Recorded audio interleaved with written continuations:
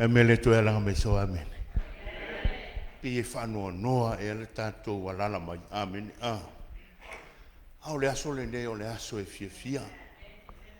Lengo le aso na whamanuia ma whapaia e le atua. Alala me te le whai mai e le atua. Amen. Aeli amataina Sauniga Paia o le angasa. O la umaya se upu mai la fionga le atua. Whapena na tala ai finga ngalo mo tātou loto. O maia, ia tātou wifo. Ma ia tātou puno nou. Ia tātou to tuli I luma o Iova. O le na whaia I tātou. Amen. O leva, o tae au le o leva tuli matai e le whanau a le atua. Po le ane teimi e tatala ai pui o lona malu ai urufane. Amen. O leva ona e fia tō tusi. Lea lau a pese mai a le fai mai le fai salam. O mai a se o tātou wifo I le atua. Teimo le tātou wifo I le atua. A watu le vi inga I a te ia. Ina ia whapena o na whamanuia mai o tō whinga ngalo mo tātou loto. A wā na tātou wala whaiwa I Sauniga o le ne Sapati. Vi inga le nai le atua le ne tae au. Toi whamanatu mai ai I lana whanau. O le Sapati o le atua e te urufane ai. E te ifo I le mamalu o le atua. A velo leo I le ne tae au e whai mafonga. O le su mai ma le tala au mai. Le au whaingaruenga tofi a le atua e lona au taitai. Le au whaingaruenga. Ai mai se le whamata e fio le tātou mtangaruenga Northwest. Ia tātou te whapei whai. Nganga Paia e a fio mai. A mai alo si se ia fifi ai o mātou whinga ngalo le ato toa. Ina ia mātou maua le mautinoa ma le marino. E le lei lava lau fio. Mai alo mamalu se I leo ina le nei lau ele ele. Wae ui lava ina whaingo fie la mātou waai. Ai o loo iai le whilisau wā. Malanga le maliu ma le oti. Ai maise o whili ali ti apolo e tau whaasase lana whana. Ai mātou te talo atu I lo wanganga Paia I le nei tae a fio mai. Tātou malau a fio. A wāla mātou tā pena atu I Sauniga o le nei Sapati. A wāle vi inga o elo mātou mutai. Vea lo leo, whai ma whonga le au. Ofisa o le au aonga sā. Ia e watu ai lo mātou lima whatalofa. Faafeiloaiga ia loa ia ai le tātou mawhitanga I le netai au. Ia o ai lo su mai o ai mātou. Ua manatu ane ai lo tātou tamau le langi. Tātou toe maua le nei mawhitanga. Ai whaafitai le alofa o le atua. Wa ia toe au maia le file mu I le soifua ma se o tātou wala. Lea ua mawhai ai o na tātou toe maua le nei Sapati mātango fie. Fia lea I le nei tae au. Su mai o le ana au taitai. Mai se o le whatua. Whaafitai le anga lei o le atua I le soifua tautua. Mai se o le soifua au auna. Tai le tua I le soifua manuia o lo whapenauna. Ia I pea le nana au auna. Ia o lo maua I pea le whaasininga malosi I la ua awar tautuaina o le tua. Le ngata I lea o le tautuaina o le ngaluenga o wala uwina I la ua. Mato te fia le ne tae au. Faafeiloaiga atu I lausunga taitai. Mai se whatua I soafa manmalo Iesu Keriso. Talofa lava. Nei tae au, se mai nei tua o le su mai il sunga le sui taitai o le tātou mtangaruenga. Northwest, ia pasta Itei, a meswalfatua ia kisa. Whaatai le anga leia le atua I lantau singa mātango fie. Ia le vai sulu tino o lo mawalunga pea le taitainga I lua soifua. Ia walawa tiu te mawhaiwa. Fia le ne tai au mātou te whatalofa atu. Swafa man malo I Yesu Keriso. Talofa lava. Ia, whatalofa atu I le taitai o tātou written mai. Ne nai tua tātou ngaruenga. Sunga ia west. Ia mai se foi o fatua ia sina. Vi ia lava le tua. Lana tāpenanga ma lana sauniuninga. O aina manatu e tātou te mawale nei Faafeiloaiga. Awa e ui lava ino mamau ala. Ia aua tāpenaina e le tua wanoa tāua. Lea ua tātou Faafeiloaiga ai le nei afiafi. Ia le tua o lo maua pea le soifo manuia I lana uauna matfatua. Ia e ala I le nei tai au, fia le nei tai au, Faafeiloaiga atu I le sunga le Faafeiloaiga. I le swafa Malumalu, Yesu Keriso talofa lava. Ia whatalofa foi le sunga I le Faafeiloaiga ia Tony, Luapitofanua. Ia vi ia lava le atua. O la lava le perfeta, fai mai e o ala lava le atua I le o tātou wala. Ia ua lewa na sauniunia e le atua nei awanoa matangofie. Ia ua tātou Faafeiloaiga ai, whatalofa atu nei lau sunga le Faafeiloaiga. Ia swafa Malumalu Yesu talofa lava.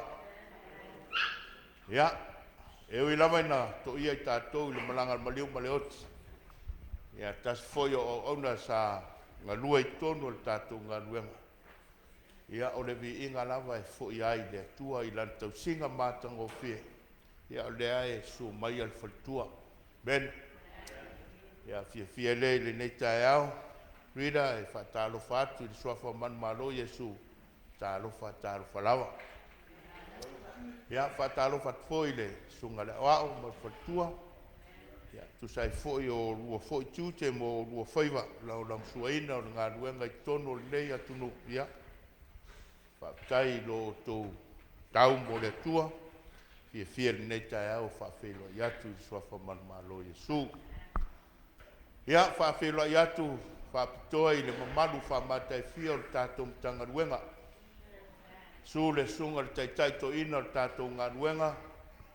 Ia maiso le vasenga Toeaina.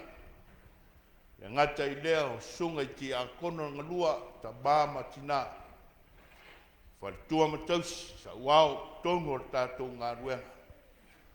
Maise e foi o tātou whanawiti I le nei tai au. Ia fia lei le nei tai au, watu lo mātou lima, whaatalofa, Faafeiloaiga. Lo o tō sumai le nei tai au, suafa Malumalu Yesu, talofa lava. Ia, e iai nisi o tātou ainga o lo o whapenau na asia tātou matanga. Ia, e le mwhai o ni tuailano le anganga o le fia ma le anganga o le whaatai. Ia, walo o tō sumai. Watu lo lima I le nei tai au, Faafeiloaiga atu ai lo sumai I le nei tai au, talofa lava. Ia o nei tai au, ia o le a papenau na tātou tutulai, Amataina le tātou Sauniga, I le viinga o le atua, lua I watolu, pele mita I tātou.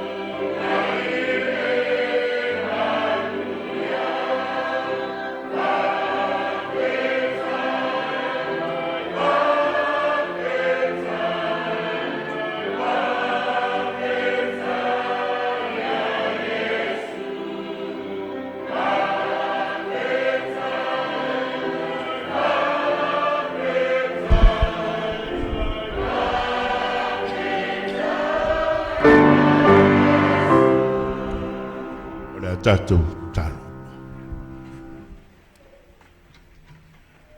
E mone lava upo le nei pese sa mātou whetalia i ai le nei tae au. Mātou te mita whaifo mātou loto, mātou te whawhitaia ma vi ia lau whio. Ona o le mawalunga ma le loloto o le lau tele o le umi o lo walofa. Ma lou lava ngalelei na e tausia ai ma lavea ina ai le soifua ma si o mātou wala. Mai lava i le amatanga o le nawa yaso se i pā ia mai le nei taia. Whawhitai tele le tua i lou lava ngalelei. Whawhitai ua mae a tiu te mawhaiwai le nawa yaso. A ua mātou sāwalia le nei taia o fou. O lou lava Sapati. Ua mātou o mai se i o mātou Solaina le anga le lei o lau afio. Ona o le lau tele o lo walofa i lau whanau. Whawhitai lea le atua. Le soifua ma le ola ua mātou maua. O awa noa tā ua ua e au maia. E whatino ai pēa o mātou kiute au mātou iai lunga o le neifonga Enele. Le amataina o le nei Sauniga le li ie. Mātou Tatalo ma wala au le mana tai o lau afio e fio maia. Ma ia e taito Toeaina i mātou. I le nei tae au o a lava mea uma o le a mātou tāpena penainaina. A wale whingangalo o lau whio ma se vi ingo o elo mātou tama. Ia whaau i a te mātou taito tasi. O vi inga o talo sanga ai maise o lau whionga. Se temi tu la i lau au la e Faaoloaiga.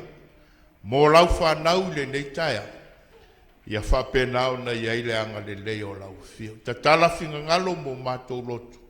A e ulu whale o elo mātou matai. Whatu mauina i pēlo mātou fia e au na matau tua. A o mātou maua le awa noa.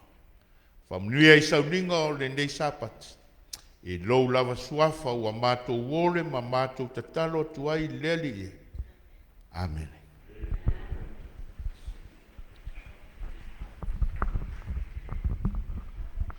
Ia o le tamine o le Pese Faapitoa le onga sa o te wala au atu i le region Alaska i le Pese Faapitoa Faafeitai.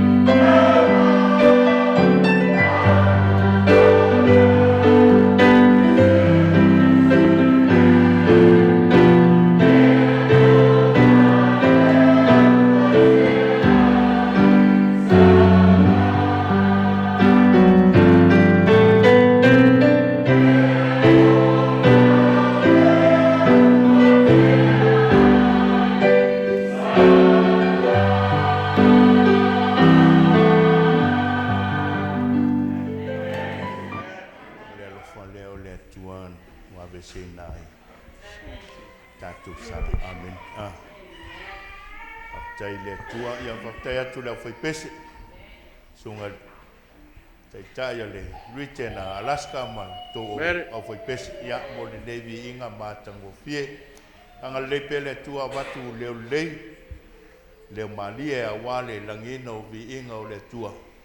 Ia awale tapenaina o Sauniga. Ia nei tula ia wala au Faapitoa i lana au auna. Tapenaina Lesona ia awase talo e Amata i tātou Lesona nei tae au.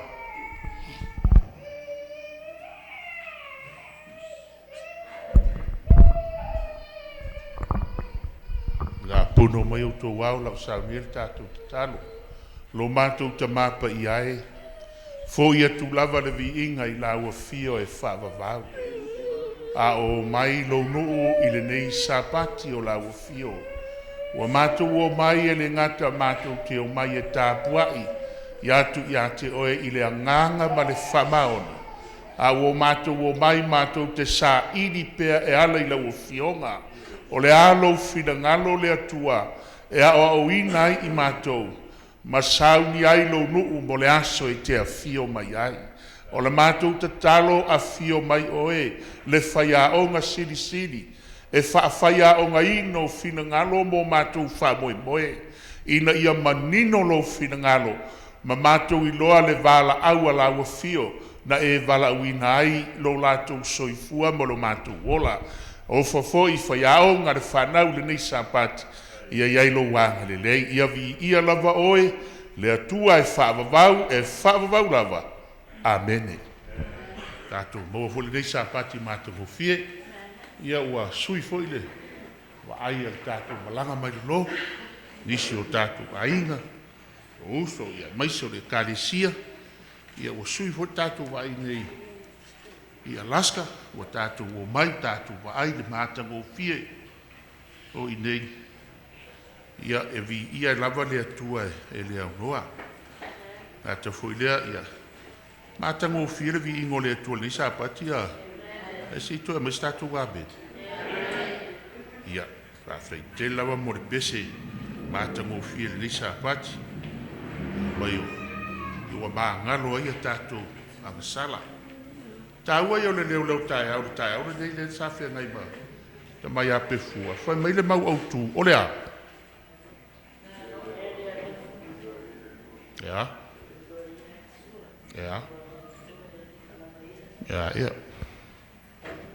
Vai awangi e uru ile. Le makiki dai fai fa.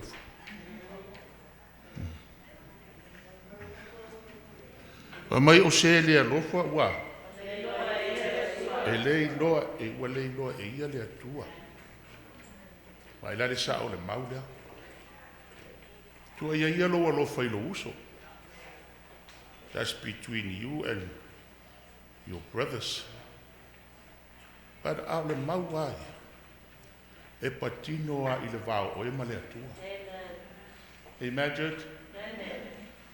Ia vai lau tu. O le eskia wa luas fule taro te whaitauina. O le Sapati o le whailonga le atua. E iloa ai ai. E iloa ai le atua ia. E loa ia le atua o na tangata. O lo saula le Sapati. La e sila le lei a le atua ia oe. O oe o le tangata o le atua. There's only one day to worship. O le Sapati o le atua. There's only one day. Pauane o le aso. A to te whaalogo i whaapunga tangata. Ese a e kasi a le akua. No. E se a kasi ale akua. No, e kasi ale akua. O le akua e ka pua i le Sapati o le akua. Amen, church? O lo whaamalo lo mana le Sapati nei. La sila, langa o le whailonga le akua le wa e kausia. Ma whameilo le mau. O le Sapati o le whailonga. E loa ai e le atua. O nga kangaka. Ea, whawhenga ilo le akua. E loa le Sapati o le akua. Whameilo le lokaya. O se wale alofa. Wale ilo le akua. O le Sapati e whaakingo ilo kakua. Lofa i le akua. Ke le vai aso ngā le pisia. Pisia i me wha. Ai ora o le Sapati. Ma ilo. Amen, church? E lo sa ba pe yo ko o la mo foi lo vai. A ro vai aso a ko nga pisi ai. Wai e le o se kangako le akua. Nga ke le kausia foi ku la fogo le akua. Ma fu anga nga. No fa be lo le ole lo kai o se e le lofa. Wale i noa iele, o sa pakila, e wha ki ngoi lo walofa i le kua i Nan Church. Yo ame su whawhau po su lima kau loko le mau whamai a Yesu. A whai po ki a lofa mai a ki a uia. Kau si mai a polo a inga. Se fulu polo a inga e au fia i mo le sa paki o le kua. O polo a inga maa e vaenga se fulu o le kua. Amen, Church? Polo a inga maa vaenga le, o lo saula sa paki ngei. Aua ke feel bad. Ino ore va ai ngaka e va ai fa pe a. Ore sunga a pasa Malumalu. Ya, como ore la uma sa pa ki ngei e kampea. Ai le po Yesu, mai Yesu. Ele mamalu se a. Se pelo feka i longa. Pasa Malumalu soli. La ngaka e maulunga loko. Ai la for ka kai vai ma wala lo ye ya ka lak ai se la o ma for la Yesu amen church amen ka ko ki fa kai le ni Sabbath ya ma se abene mo Yesu amen ya o la afia ngai lo ka ko o lo sa la Sabbath ki ngai o le wa sa ko mo i da so ngalo ko Yesu ai fa ka ku so ma de ko fa mai o le ma sang Yesu o le alu le su ngako i le aso sa. E lo sa sa Yesu lo la sko nga ia ro fa ia papa kiu ma fa ia me ke mai. O lo wa anga i ku ia Yesu. Amen. O lo le maka u nga ia Yesu. A sa pa ki no Yesu e ke ave il fa mo ke ave il fa lo ia Yesu. Ia la ka ko la ko ama. Ma fo fonga ko ia le. Isa ba so na. Ia la ka ko fa so. O ka ko kus fa ka o ka ko le songa. E maua marikuse Yesu. Amen, Church. Ia su e rai e. A whai o iso kako e lei loa le kuse Yesu. O le wharinga o le kuse Yesu. Nga whaamakala Yesu i le moko pākamo ia Ioanga. Nga kusi lea. A la kako worola ia Yesu. Kako kuswai kau ni Sapati. Inga ia mangingor kako le songa. Aku fa solo pale mawala pa se ka alanga mai sa ave amen ya mawalo fa ka ko kus fa ka ko mo e ore va fa yupu o mai lo kus pa ia fa mai lo kus pa ia ni sa pa ia mur ka ko kus fa ka mo fa ka ia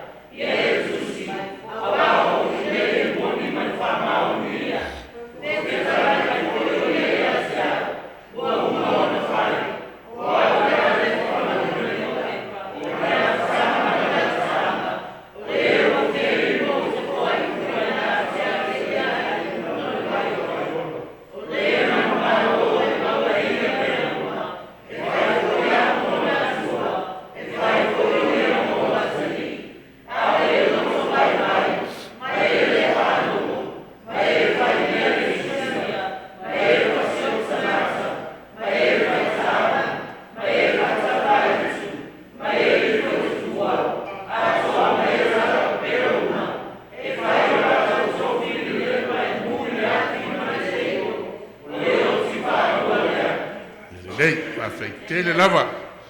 Tātou tusi faitau na wau tau silfia. O le tusi lo whāringa. Lufu tasi lufu lua tapungi loa ia le whāringa. Al whāringa le lusu ma le tasi. O I le taunu unga o whainga mea. O I e moe miti I ai lau kerisiano mono lātou whaboe. Whāringa e lusu ma le tasi. Ai se a. Ale ua wa aia loa wa fio mai le atua ma le Israel fo. Le aipa ia lea na whaatari atu I ai le au kerisiano oba. Le aso ia fio mai ai Yesu malona malo. O ila wharinga lusu matasi le review ai ma whaamatala ai. Ai whai e te whaitau ia wharinga e lusu matasi. O le whai upo sumar whaafa mai o whaito toa o le ai lea. E whai ngoa le apostolo to suma le lua a Yesu. Ia le ai leo le Jerusalem fou lea. Ia vai fu lautou. Whai mai leo whamtelanga. Ua ma vae mea mua. Oa mea mua. Ai vai e le whaitau whaasolo ma le wharinga. Sau le wharinga e lua o whaamatala le ato le kalesia. Le Efeso fitu la sanga o le kalesia na ui mai ai. Le kalesia. E a e le whai ngofie. Sa wanga na iai le kalesia. Lima toru waru tas fitu I wawalu. Se lau o se furu tau sanga. O sawaina le kalesia le atua. Na sawa iala ia lea. Se yo o marfaringa se furu ma le lua por suma le toru. Ua sola le fufine le vao. Amen, church. O mea ua tātou whaalongo e a le toi whaamanatu. Ua sola le fufine le vao. O le fufine. O le ato le ekalesia. Whaavaro anga o le ato le ekalesia. Ua sola le vao. I au wapo I sa wanga sa iai. Sola mai leo tangata I whaafeila. Le whaamatala le whaaringa mtau por suma le toru. Wo mai I whaafeila ma ai na Amerika. Ai na Amerika. O le motu whai mai e le ini se le nofo ai o le whanua. Ai, o le manu foi leo le. O le mamoe luonga o na nifo. Le ata o le malo Amerika. Na sola mai e whawhine le vau. Ona o le malosi o sa wanga I Europa. Se I whaasolo mai ana sauru whamtalanga le wharinga. Tau mai I malo to sao le atua. Waliliki I lungo le whanau o tangata.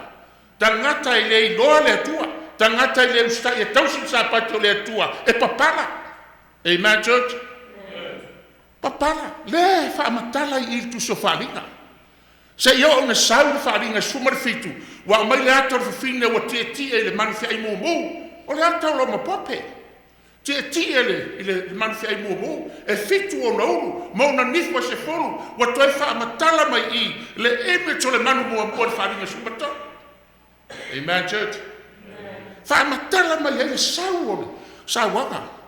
Se yo ma le wharinga e lusfuru e whaitau. Se yo ma le wharinga e lusfuru. Wa fio mai Yesu. Ma ave tangata I le ole whaavau.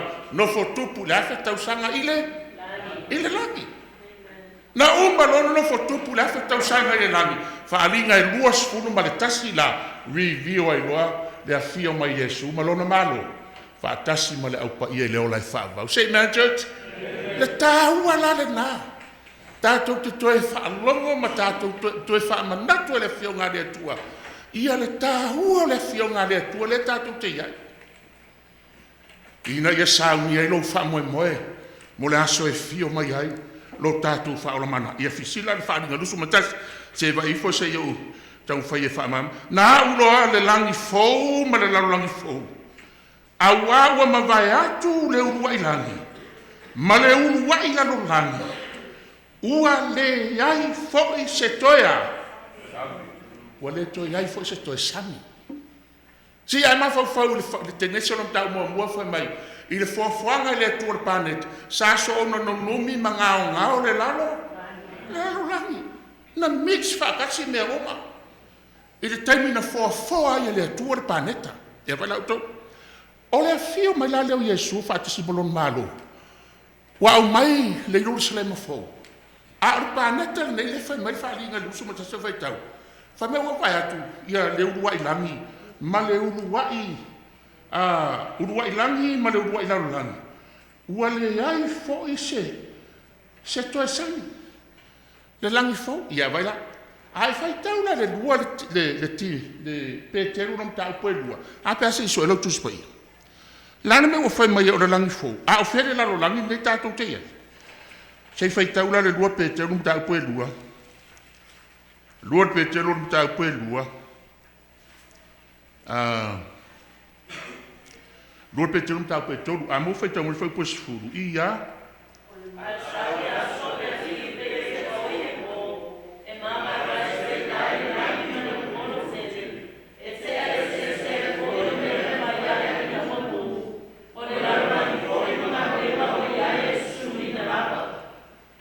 Ona o le lalo langi le nei, o le asono, o le awha ama mai le atua le pādeta le nei. Ai au mai loe le atua le langi fō, amen church. E le ma whaina au mai le atua le, pe a le wha ama mai le pādeta le wanga sala. Amen. Ma fōtu, o le anga sala a tamu e vale, wanga sala o mai a. O le olo a kamu e. A le anga sala nga la ua mafia isi. E pe lei mai a kamu mai ia. O anga sala ia mai anga le ia. Ni fingo e ma kamu le anga sala. E pe lei solo a o ia la e fia anga sala e asa. Fia anga sala. Na susumu lo le ko fa mai o le lalo langi ngai ma pare o nga luenga uma e ia la e susumu. If you sit your prayer and you God, I get one more guy on the land. I have Fakasia. Over the Mulia, a Maui Hawa in the south. Oh, I can't. The street, oh, my God, for that car. I am more Maka to so. You met it like the Aso Oleapua. I should so well at one. And with Wef. Amen. And live with Wef. Yamana. Ma lo faringa lu sumarkas. Ma va ai lo le la bifo, ya se ta ko fo faringa. Wa ka se le be ko ile ma. Yo fa nga le o le skep, ya wo wa. Ya se me ko ile ma. Ya. Ta ko fo ile faringa lu sumarkas fa bon se I. Fa mai lo fa pe lua. O o yo ange. E manga o yange review o ia e onga na kusia la lo be ia. O yo ange nga o wi loa le ai paia o Jerusalem fo wa rifo mai de ko ile langi wa Sauniga pe se fo ango fo kange wa ke winga mo lo kange mo le mau yo ange o yo ange mo le mau le mehe le ro ngi se kani ka ke o le lo fa be ya ai lo nga di e ye se lang e asa ai longa ia se langi fo. Ai longa ia se fai aku ngai mea, e fa fai aku ngai mea ai ke leo lus.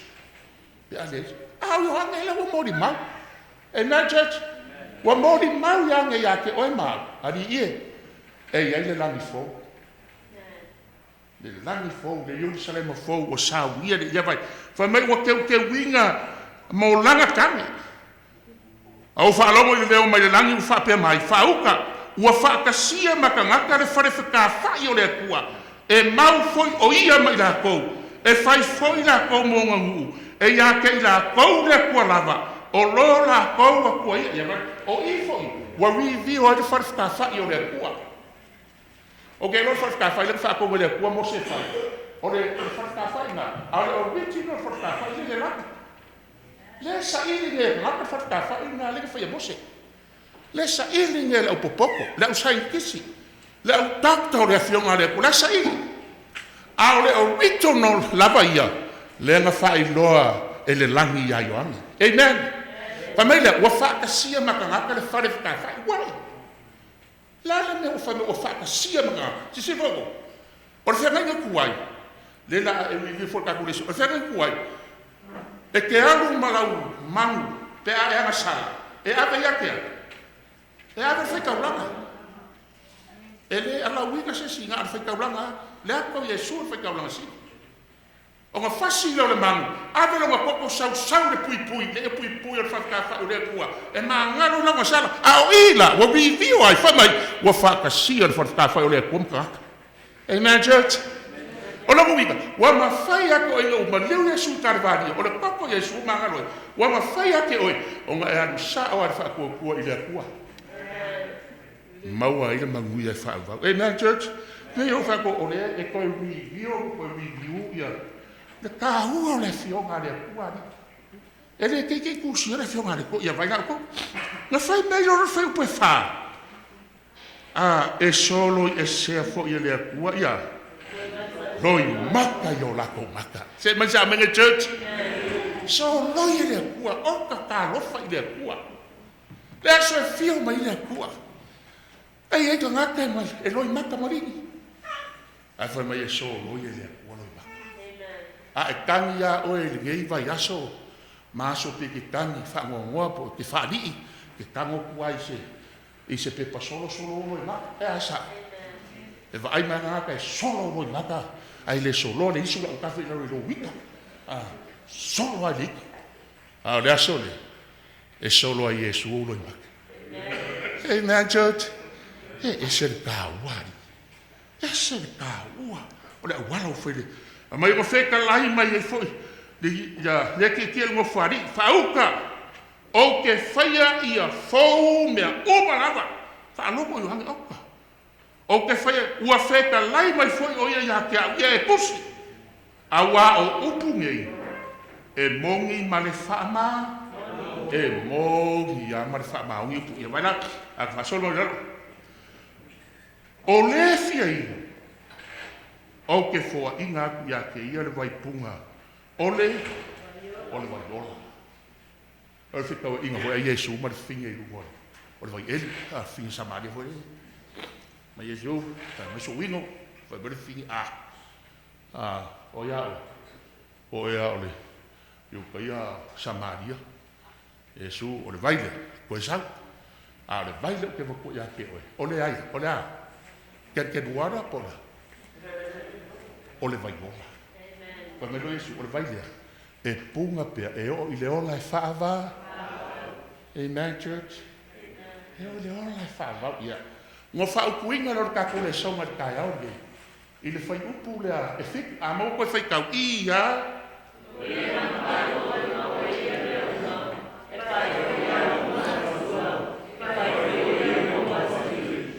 O le mang, ia vai o maro, sau lo man alanga. Whai mei lo le wala aua Yesu. O le lai mangu malo.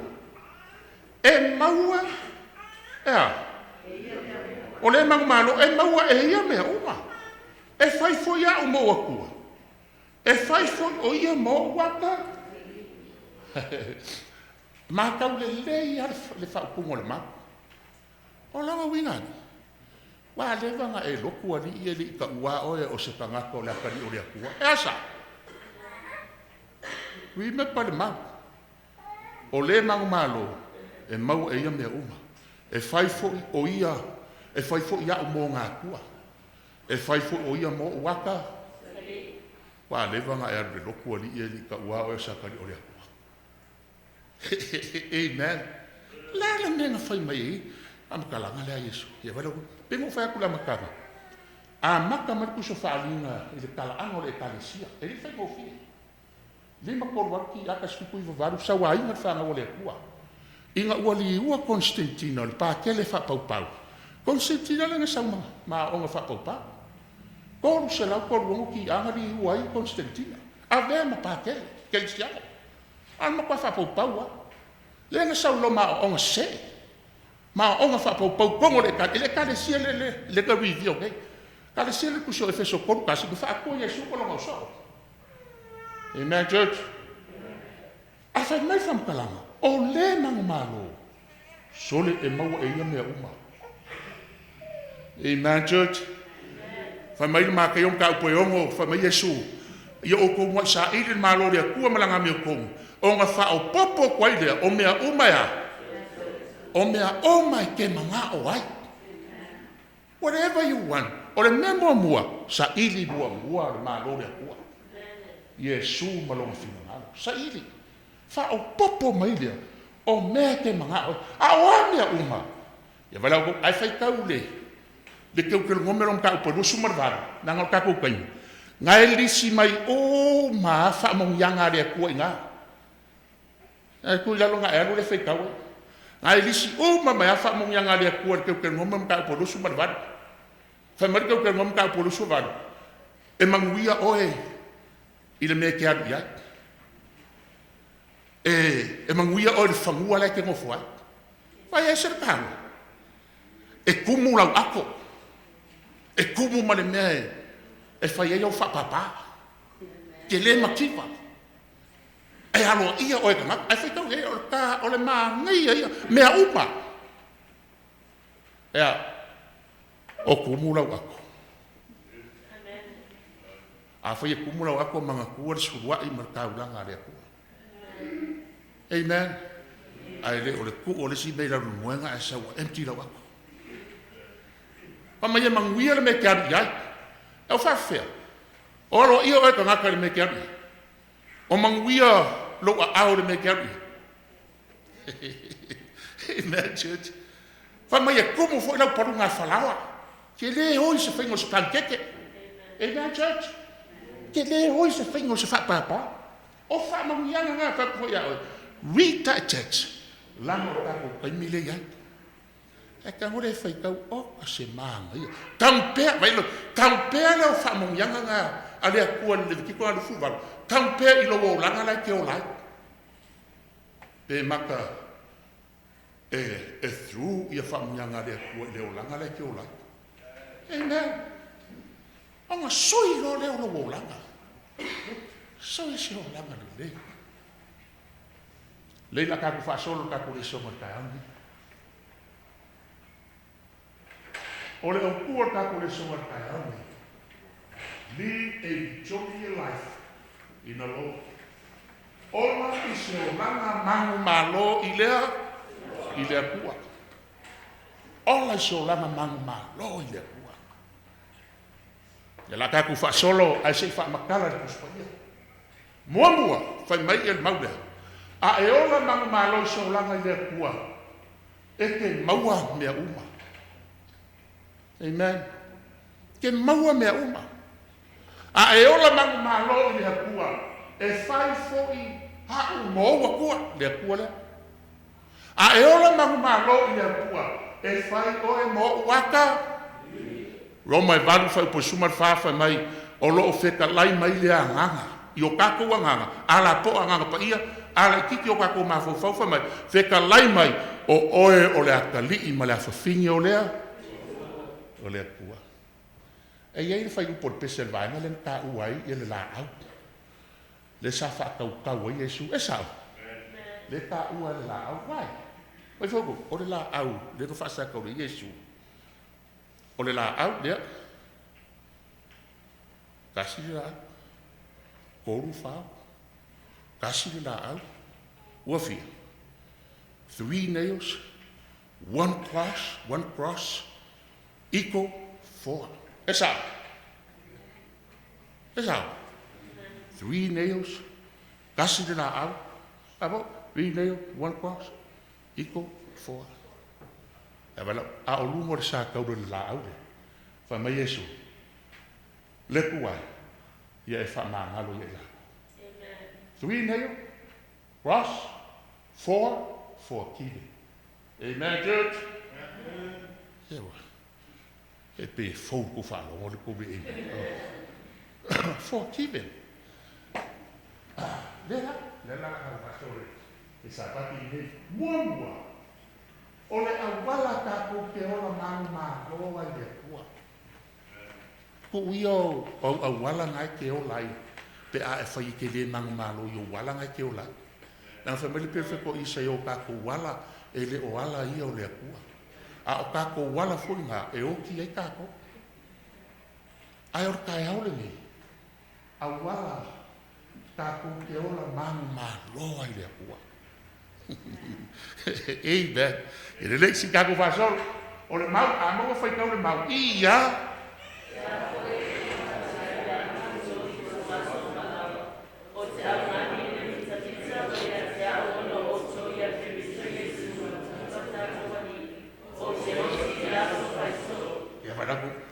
Le awala mua ale.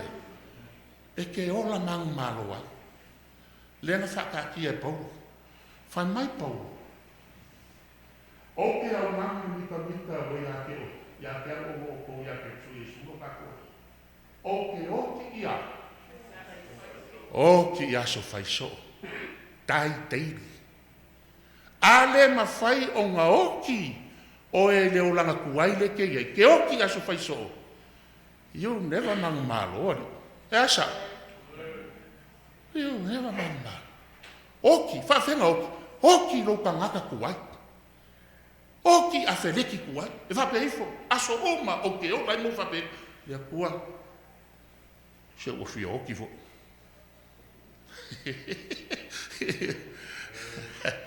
Lea kua.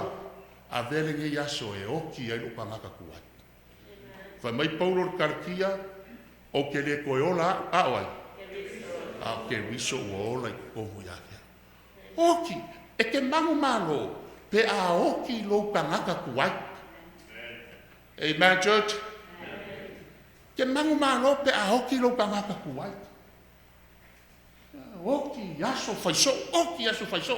Halai for ka heo. Oki. Fa mari lo mo kua. Sere. Ora me ngafa. Oki. Vai se ka ki. Vai se ka poe fa se vai la go. Oki.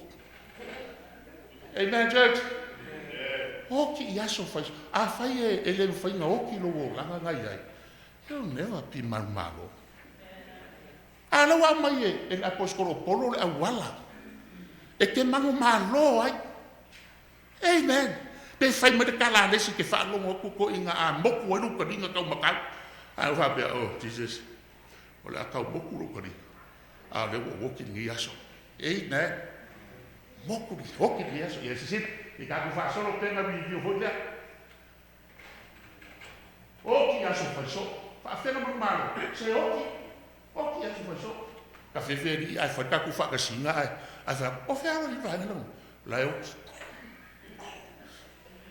Ya mai lo foi mai pasta e oki yaso. O le me la oki. Ya vai o ko le o par ku spaia. Ko o kanga ka oki e kamu e si kanga ka. E le fia fa lo go isi o ga ko. Ko o kanga ka oki e kamu isi ka ko be Yesu asa o a le bude a be fe a. Ya le si ka ko sol. Ka ko ora ke ko mome. Le awala le kua. Ko la ku ku ko a mo foi ka ia.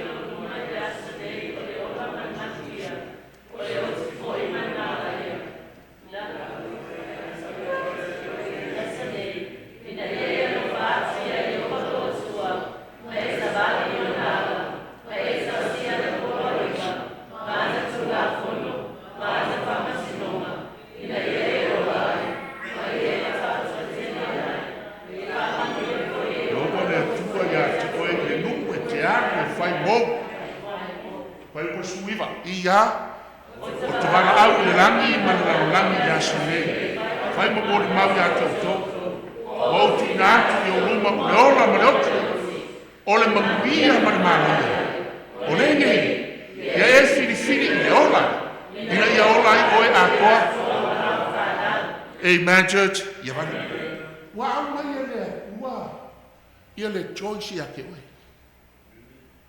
amen.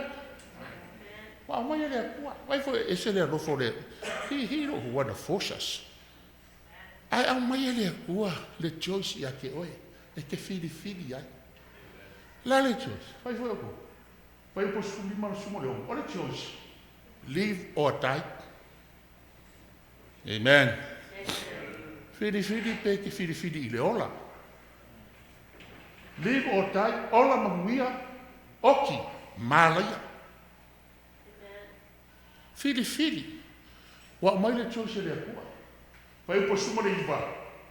O nga mori mau lo le, vai le kua. O ke wala au i le langi ma le lalo. Mori mau lo le. Langa e manga o le kua. E saini ai ia. I le mori mau le. Aia, ai saini ai le langi ma le lau langi le mori mau. Fai mai lo le. O ke wala au i le langi ma le lau langi. E mori mau la ke oe. I le aso ni. Amen, church? E mori mau le la. La sila mai le kua mang angelu le la. Le Fefua mai le lalo langi o kanga. Ai mori mau lo sa. Te la ea ni eri. O ke aru fo i. Kau si Sapati o le kua. Dale, ke wa poko ri e koe wha vare. O puanga, e asa. Ai te maa ila i ngā upu. Ai ma fo e ai se pa uoro ki ngō ngā upu kulo. No, o isi la, e le ma fo e ai. Ai le koe roku wai. O ngā review role e sa o le ia upu ngā kale whai. Ia vai poko, le upu ngā o le poko e varea. Sa e poko mua. So oi sa e valea mua. La sa e valea mua. Langa e se la songa aru e kausi. Ai ngā ua e review i ngā le whika ngalo lea kua. Ngā e poko ro lea. Ea, whai mai le salamo e lima sumar kōru. O lo sila lea kua le whanga uka ngaka. Po o ai se kasi ua poko. O se ua sa i bia lea. Kaka poko laka ka sa i lea kua ri. Amen. Kei o mai moro ki ke li o le whaiwhi au. Ai au le sa i lea kua. Vani valea. E valea. Orka ngaka poko. Orka ngaka ke sa i lea kua. O pasta ma alonga la. Ka ngaka ke sa i lea kua. Amen, church. Ka ngaka ke sa i lea kua. Ia vai la. Le mori maulona le langi mana laro langi. I lau filifilinga. Ok, lo. O le whalisaagi ka whalimako papisok. Ko o mai i le o se vai. Au mai ar sumi puan. E vanga lo Pefua malahu vanga. Ko o mai i. Pa kua va aila le kale sia wai. Se sumi pui i tae ele. Au le komu ia. Au lea. Ai o laenga mori mawai le langi mana laro langi. I filifilinga ka haka ia. E whapenga no saudi Sapati ni. Let's go to the church. Ako e whanokolo po a mea wali ila whai. Ari e ke sau alai mori mau le langi i lau sau. Sau lai mori mau. E i le mau le kusio i saia whapea. Whai mai a o ngau mai whanga wale a kua. E kausi le upo le a kua. E pe pese ma paki la au le vau. Ioe. O laka o mea na whai le a kua. E usika i le a kua. Ngau au mai le whanga ma paki loa i la au le vau. Ma ala langa papa. Asia, whanga ua lea kua. Mo e kausi Sapati o lea kua. Tawai o kou kau, langa o lai mori mau le langi. Mori mau le langi. Ka whewhe a e saue. A vea kunga ua lue solo mea ole. O lo i a, ua lue solo. Olea. E ua pese langa o le langa kou ore. Ia o isi lau kako e lue non vaema. E lue ko foi moe. Nga fiwa pa ole amo sa lai whaka. A laua e lue ia.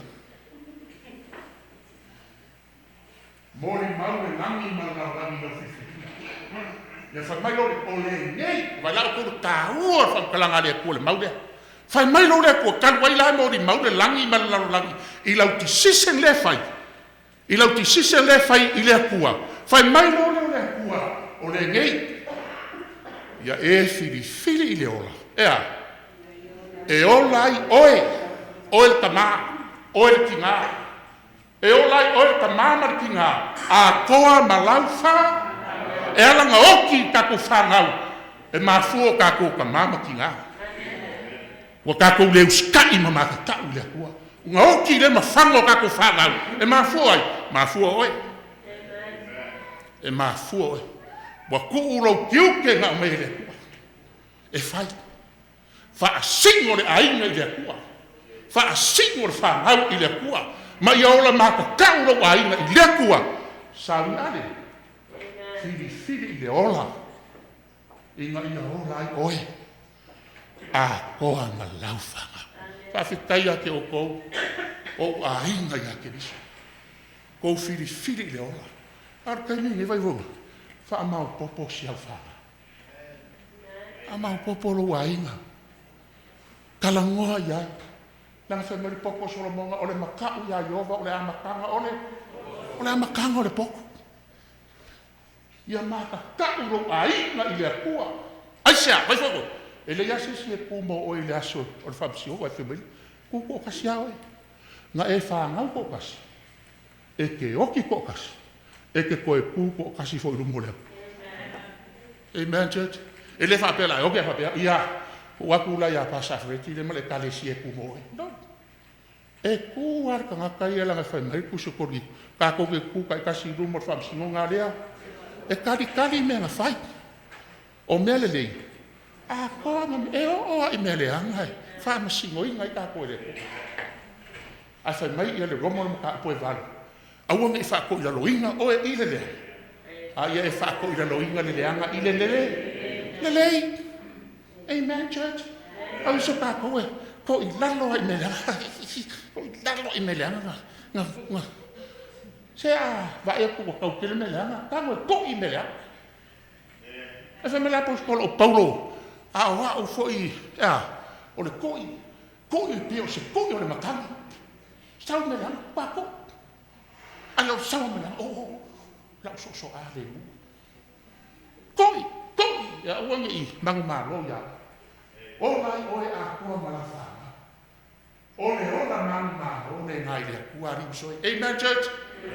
Le ola Malumalu ngai le kuari. Ya a mo fai tau fai ko le mau i ya. O la o polo ina.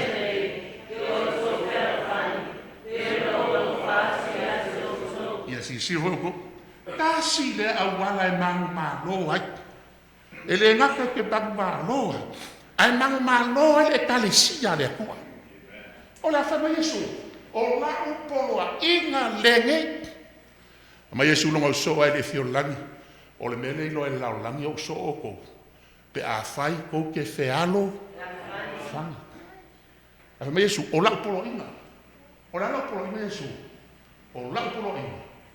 Ia o feafa. I le ise mea kako keo le loko, ai o faa i le loko. Mea mongia.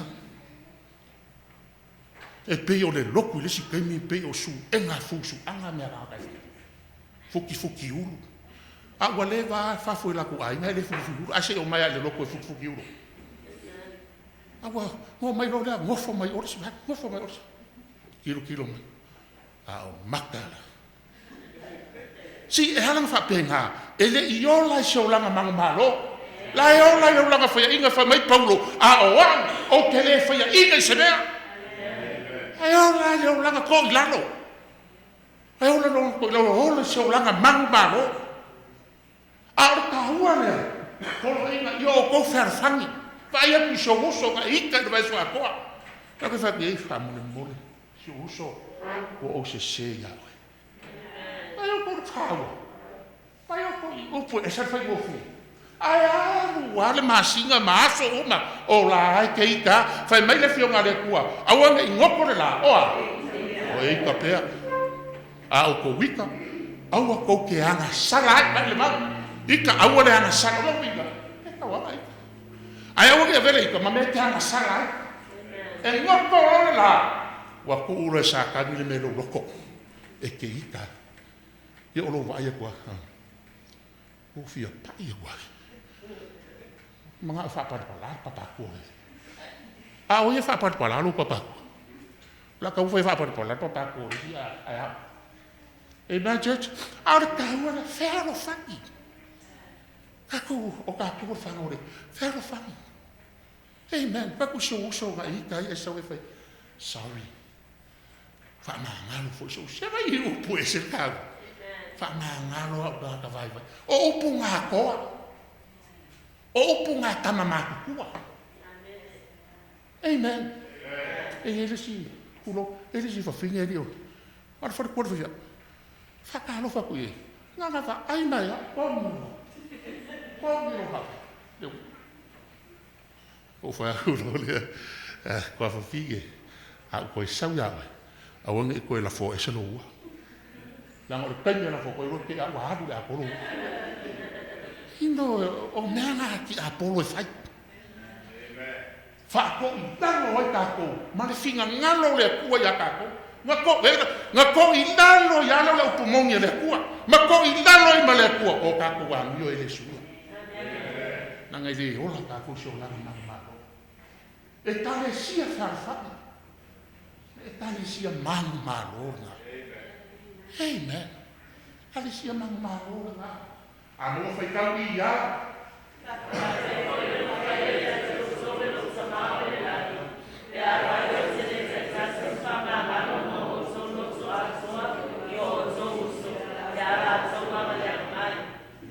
Fai mai ma. E fa che fo una fai ia ko o lo ka ma pe a fai ko ke kasi ma fa mangalo ma o loko a koa i o ko uso pe a la ko wanga le anga mai ya vai la fo disi kai nga waku a fo ile le lai ke le fia lai ke le fia lai ki ngalo loko a ngo upo ka fo se a ke fa ma se a ko wala era ma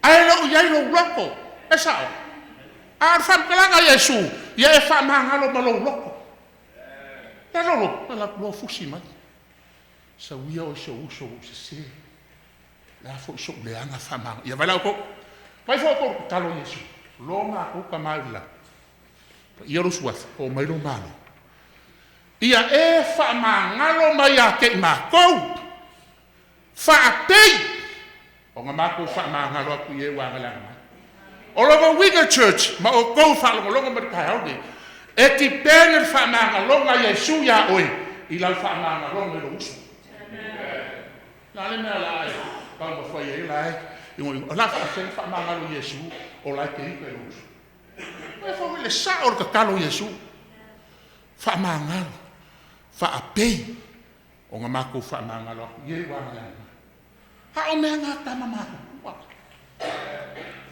me nga ta mama ko e fa o le fa mangalo amen church o se uso le ya pastor Malo o langa ka ka hampo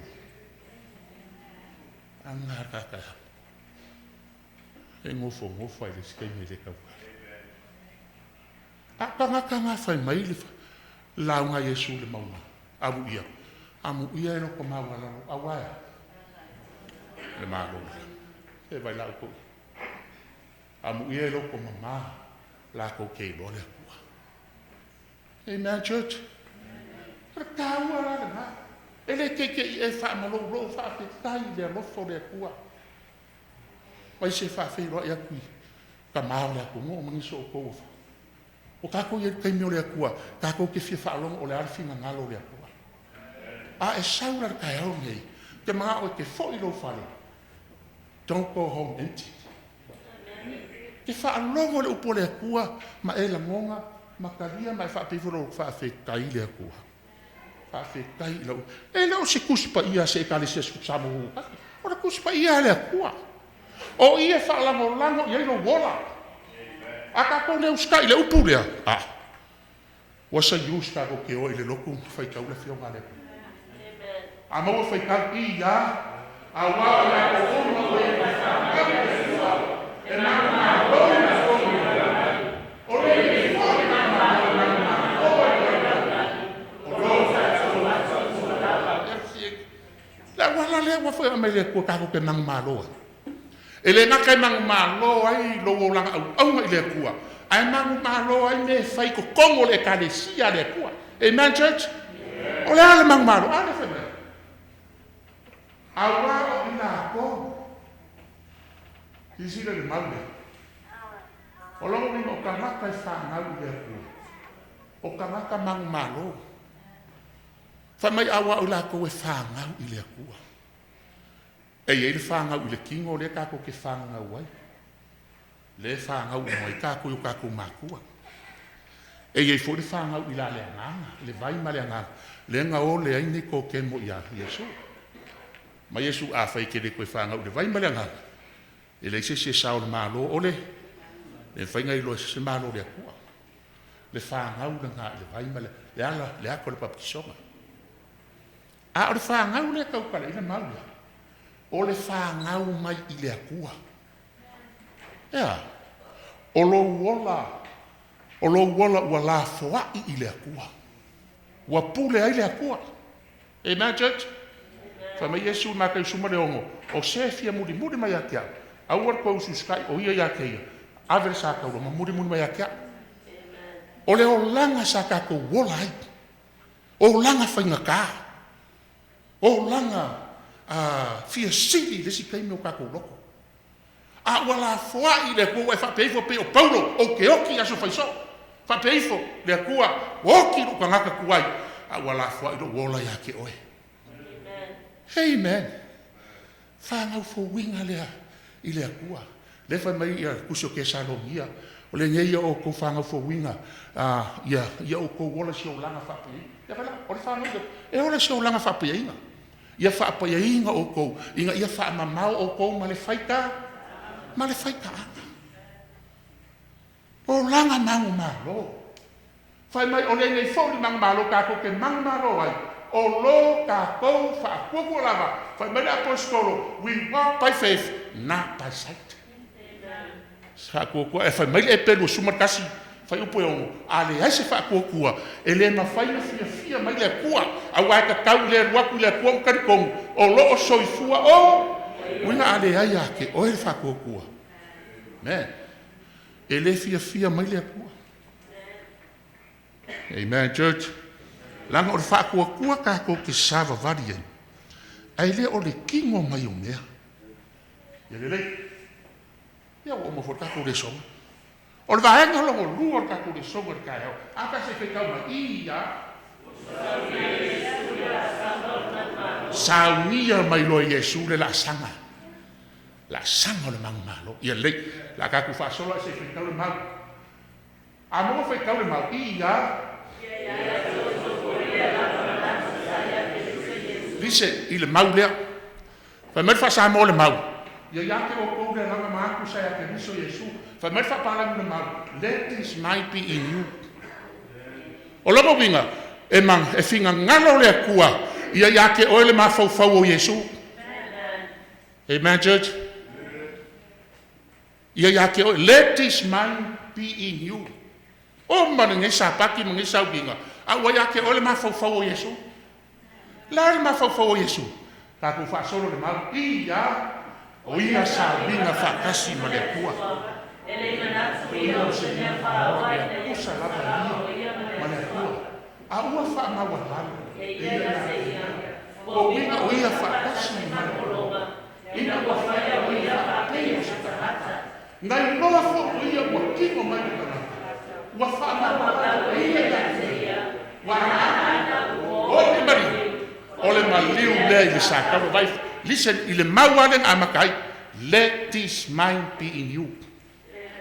O nga wha makala lo leo, o le mangaku ma le mawhau sa ia Yesu.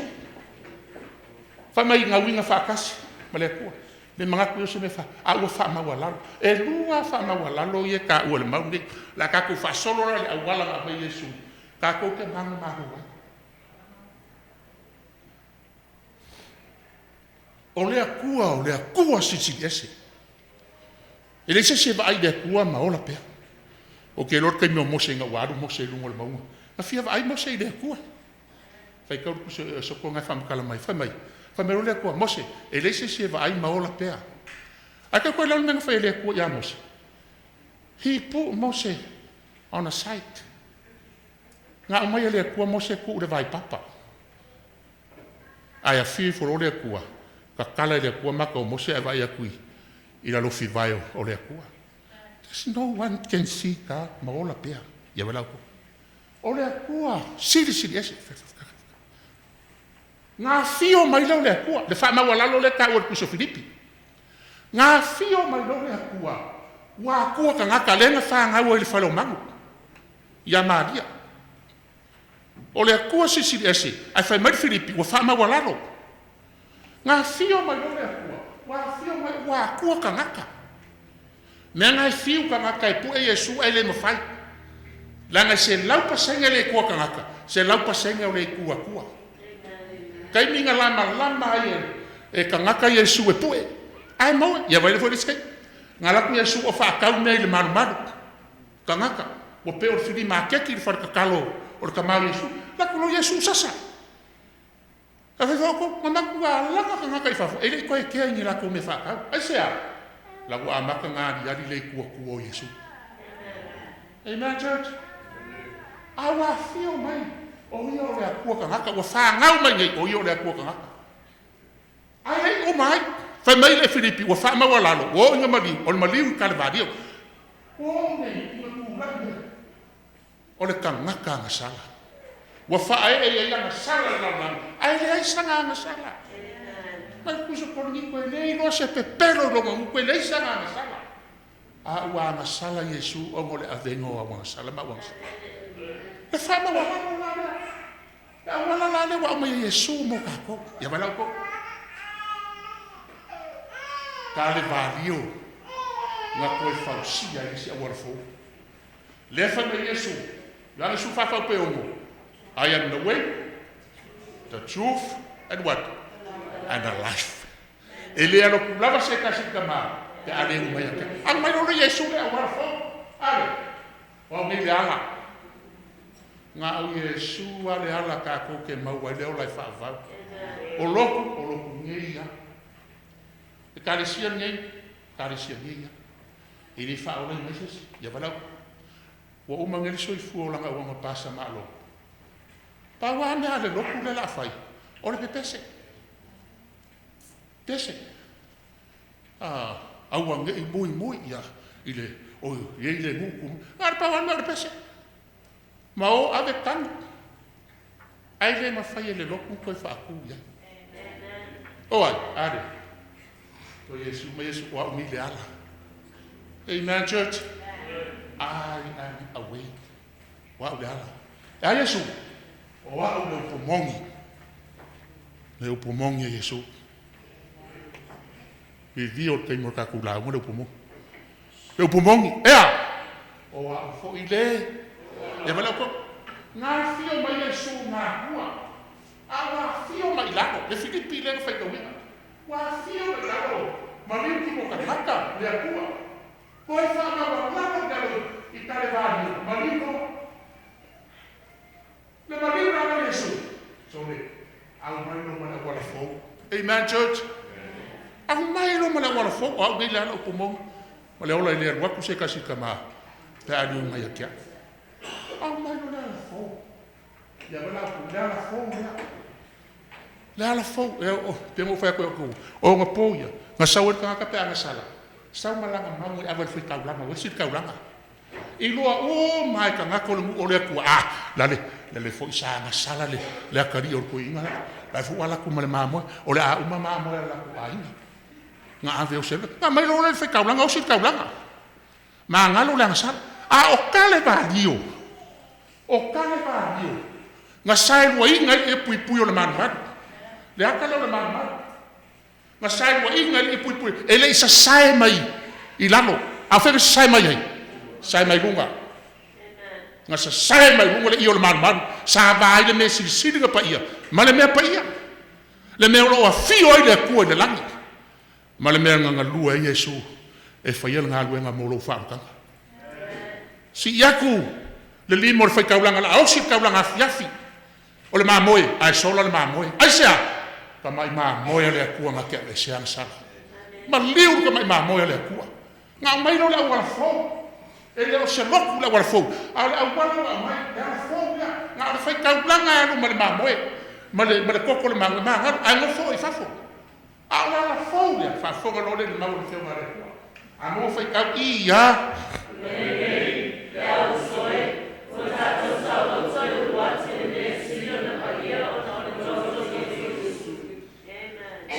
fai mai o le nei la soe o ka ko sa loko amen, church. E ala ngai sa loko langa ka kuile o ole se langa mangu malo la ole o langa kuila. Awo ka ko sa loko la. E le me sitting pa ia. O le e le ole koko le mangu. A le koko Yesu ke riso ma maliu bo e moa.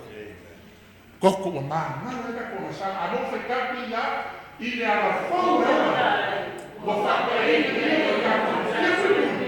o longa lava kingo le pui nga le nga vai me pa ia ma le sisinga pa ia la ka le kingo pa ia o le ku sai lua mai le langi asia wa lu sa wa o le fa ko ya Yesu e be ke le ko ros fe au ka we ia wa sala ke le ko fa fe au singo wa sala po po ya fa mai fe au akari singo wa sala ho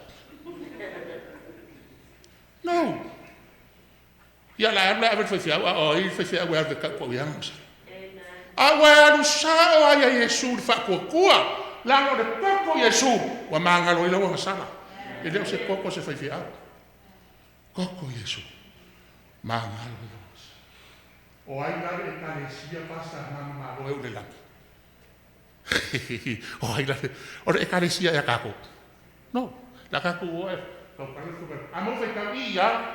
Na so mai e so pui. E o fala e o pa e so no e tasi me moni. Pa wala le kalesia o le laki. O le kalesia. Na la ko pausia le mea mongi. Mea mongi sa malupe e lengi o le upu mongi sa malupe e lengi o le ale feia. O le mea mongi po le upu mongi. Paua le o le upu mongi. Yesu le upu mongi, ang su fasu ongo. O le fionga le kolo pongi ang su fiku. Ya whapa inga i lako lau fionga lau upu mongi. Salamo sa lau suifa po sa lau whanua o le mea mongi fo. Lau kula. O le ekalesia la o le langa. Ma lako kausia o ma le upu mongi a le akua. Amen, church? Pawanga o le ekalesia o le langa. Fai mai, ka kala mai a pui o le ruel sa le mafo. Se i uru fale koe le uanga ko. O e nga lako kausia le mea mongi. Pasta maalonga. E moe le kunga mau. A o le aso e fio mai Yesu. E feka laia Yesu. I le yoange e lima fai upe lusu ma lusu ma le iwa. E o me le aso e whaalonga ia ma moe kunga mau. Ma lako wala mai. O e ngā me o le lei. Koe kuku le ola. E whaalonga inga i e pasta maalonga le leo longa Faapolo Yesu langa kula pumongi. Le aunga le le ia ma le whamau. Fale mai le fia fio. O lo li. Lo mātou ta māpa i hae. Mātou te le whaumi umi le ni Sapati. E ala i lau fioga. Whauina. Ao le mātou ta talo le nei tai au le atua. Ia whauru fale ia ai o fina ngano. Ma whamoe moe o lo nuu a mātou ma futa le ni Sapati. Ia iai lo wanga le lei. Ia iai. Ia le ori mai lau fio. Sui ai o mātou loto whaingata. Sui ai o mātou loto whanonoa. Ai mātou wa atu le tai au Faapolo e te fio mai ai. Saui ai mātou mo le ola e whaafau. Whamuri e ina lau fionga na mātou whalongo ai. Ono lo suafa Yesu o mātou te talo tu ai. Amen.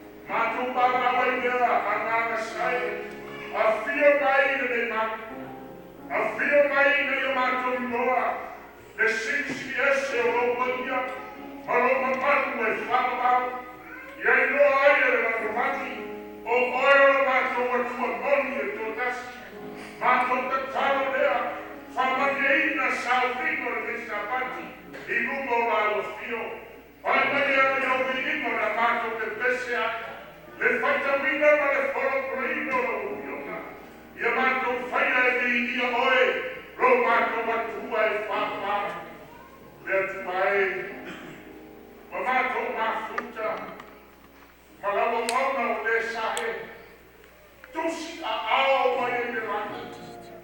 O la mopalma e suafa. Ia pasa malona criona sabera. O lona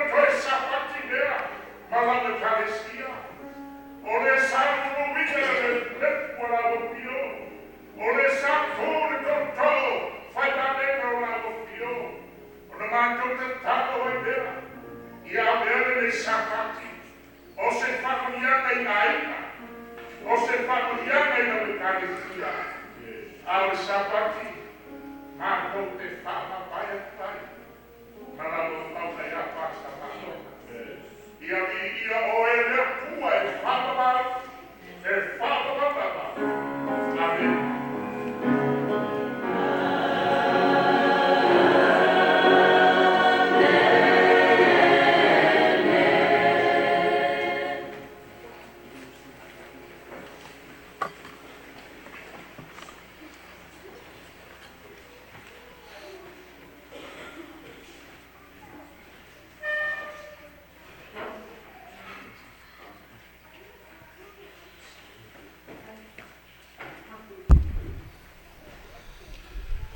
Wa tala mai le langi, le mamalu o le atua, o whaalia foi le vani monimo le ngaluenga o ana au. Lo tau atu le upu le tasi aso. O lo whailoa foi le poto le tasi po. Tari tono e whapena, tato maftanga le nei Sapati. Nei vai aso sa tātou whengai, au matiuti, ai sa tātou morimau i le awalofa o le atua i lo soifua, ai mai se lo nei ola. Lea wa tātou whātasi le malumalu le atua, wa tātou Faafeiloaiga i lumanua le atua nuu pe o ia upa.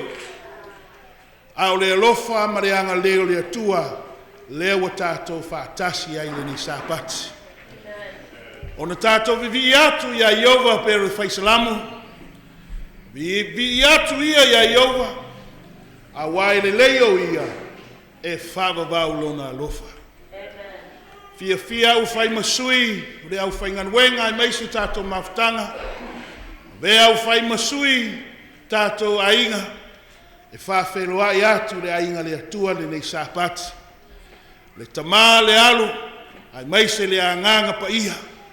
A fio mai le atua, whātasi mai ia vi ia lava oe le nei Sapati. Faafeiloaiga atu ai, i tātou Matagaluega, su mai foi o whatua tai Matagaluega. Wasenga whawhengainga ma tau whatua, awao whatua, wasenga Toeaina, wasenga tiakono, ta māmatina, ia i meise le mamaru le au talovou tātou Matagaluega. Whātalofa atu tātou Matagaluega Northwest nei Sapati. Talofa Northwest? Fia le anganga sa lilo le manatu o le a whātasi le Matagaluega Northwest, mai Oregon, Washington, ma tātou Alaska, le nei Sapati to tonu Alaska nei. Ono fia vea u whai masui o le lekiona Alaska, Faafeiloaiga atu tātou Matagaluega peli, Northwest le nei Sapati. Tātou whātasi ona o le Sapati mulimuli o lana auna ia pasta ma lona. E ui lava sa lilo tātou manatu, wa lewa na sila fia le atua le nei Sapati. Ma tātou maftanga, le su mai foi, o le ainga lua, tātou mafuta ai, ona o lana au auna. Ve au whai masui, o le au whai nganuenga, po le Matagaluega, e tuu atu le au, lima whatalofa, e le ainga, tu tere tu taulangi, le nei Sapati, whatalofa atu ia te o tau swafa manumalo Yesu Keriso, talofa lava. Ta māmatina, uso matu whawhine wa asia foi tātou maftanga, a Faafeiolo e le masani o e ulfali le Sapati, le sunako le atua le Sapati. O te fia e Faafeiloaiga ia te oile nei Sapati, o se whamianga i le nei e karesia, ua mawhain na vea oe ma wo po uso asi le nei Sapati tātou maftanga. Tau sila mai lunga le whata nei, o loo iai le au whainganuenga a le Matagaluega Northwest. Ona o fia vea u fai masui u tātou mafutanga e tuu atu foi le 5 au whatalofa atu le au whaingaruenga. I lau tū tamatau o lo i aire taitai o Lekiona, Oregon. Tolu e karesia au le taitai o Lekiona o le sunga ia pasta Wesele Yese. O ia lo lunga tato whakilangolang sua le au whaingaruenga le Sapati. So atu ia o le sunga ia pasta Tony Luapitofanua. O ia o le taitai, po le sui taitai o le Lekiona, Oregon. Au ia le Faafeiloaiga o le Karesia, Portland. Lau tuanga vale o le sunga le awao ia Kalati Faafolo. O ia lo uvaia le Galuega Fairview tonu Alaska nei. Ia o ia lo tonu le aonga SMS po le aonga Faafeiloaiga i le Galuega le atua. Ia au tātou tofi le nei Sapati o le taitai mata Galuega o tātou mata Galuega Northwest. O ia foi le supervisor o le tātou Galuega nei Amerika, mai Hawaii, California, Utah, ma tātou mata Galuega. O ia o tātou tofi le nei Sapati. Ona o fia le nei tula e tuu atu le 5 whatalofa i le au whaingaruenga nei Sapati ma Faafeiloaiga atu ia te la tau soafa Malumalu Yesu Kiriso.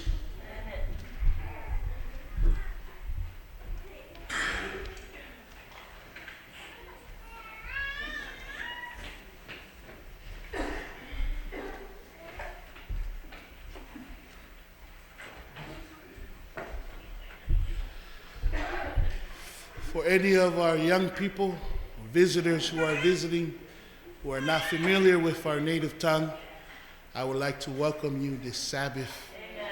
This is the Sabbath of the Lord our God, and He has rested and blessed it on the 7th day, sanctified this holy day. Amen. And I am gladly to welcome you this Sabbath day. Faafeiloaiga I le tina po le Faapitoa I Afereti Sabea. Say amen, church. Amen. O le Tuisafua le ngata ia whapena foi tātou e karesia ma pasta ma lona.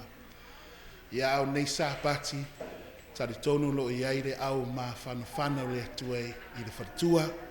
I'd like to welcome you again for the Afereti Sabea. In the name of Jesus Christ, may you be blessed this Sabbath day. Ia au nei tula wala watu ma le whaloalo I tātou au fia o le a tātou tutulai, Toeaina, tātou Sauniga, I le Pese wa lunga le screen, Toeaina I le Sauniga Lauga nei Sapati whatai.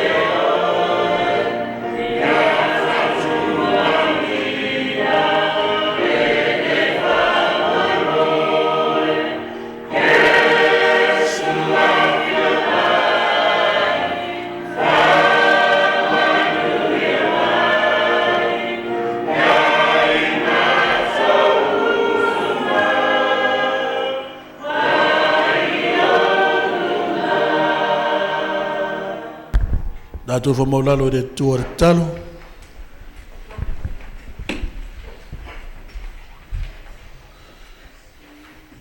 Iovo aue lo mātou tamai o lo whio ngā lavrilangi. E mamau mamawalunga lo mātou atua le meo lo e whio ai. Au whaatumulia le nei malu por nei aso lo mātou tama. I le sirisiri ese ma le mātanga o whio la o whio. Le nei foi lo mātou atua. O mawhai foi lo nuo na toi tālaia e pui pui o lo malmalu e mātou lufale. Se o mai mātou te sā ili. Mātou te nono manu atu, mātou whalatalata atu lo mātou tama. A walawa lo mātou atua lewa no lo mātou maua. Mātou te tautua mawhai ai pelo fina ngalo. A o maua le mālosi lo mātou matai. Whaftai lo mātou tama. Le nere mawhtanga i lau Sapati. Sa lilo e manatu lo mātou atua, mātou te toi Faafeiloaiga. E le ngata se o mātou ainga i tono le askanei. Ia leo mātou mafuta lo mātou atua ma lau Matagaluega. Mai lava se o mātou taitai Matagaluega le ngā telea o mātou ainga lo mātou atua. O mwhai ona mātou whaatasi lalo ifo lo malu nei Sapati. Mātou te avatu whaatasi elevi inga ma le whaafitai la gufio. E le ngata leo nuu lo mātou atua. Au nisio nei o mātou ainga. O ta mau tina o me masani wa asia le mātou maftanga. Faafeitai tele lo mātou atua. E lo au taitai lo lātou soifua ma lo mātou ola. Ua mātou Faafeiloaiga i lo mātou tamai le nei Sapati. Mātou fia lo mātou tamā. E leo se Sapati se whanoanuanga. Au se Sapati fia lo mātou tamai lau whanau. Ua mātou toe maua le avanoa. Mātou te sā ili ma mātou whaatinoina i lo mātou tamā o whaiva o tiute. O e manatu mai ai a te mātou o lau whanau. Mātou wala au lo mātou atua. E Faaofua le nei Sauniga lo mātou matai. Pea lea o noa le nganga o lau whio e lo tolotoi ma taitaina. O na mātou whamau lalo lo mātou tamai lalo lo au malos. Alofa lo mātou tamai toina mai e le nganga paia o lau whio. Sausawina ma to ia le nei maftanga. Leo ma pui pui. Ina e mawhaina sao mauli lo mātou tamā. Le taulanga si ia lau whanau le nei Sapati. O e sila lo mātou tamā le mātou maftanga. E vi ia e lava o lo mātou matai. E le ngata le toi Sauniga lo mātou tamā. Malau au na whaifeau ia pasta maalona. Ia mātou whaftai whaifua na mātou mafuta ma le Matagaluega Northwest ia le ngata lea. O ainga lo mātou tamā mwhaiona mātou mafuta nei Sapati. Mātou valaure lo mātou atua se whamone mole. Fua ele malosi i so mātou whare tua i Afereti. Ele ngā te leo lo nuu mo mātou ainga. Mātou te whaangalo ai mea tinga.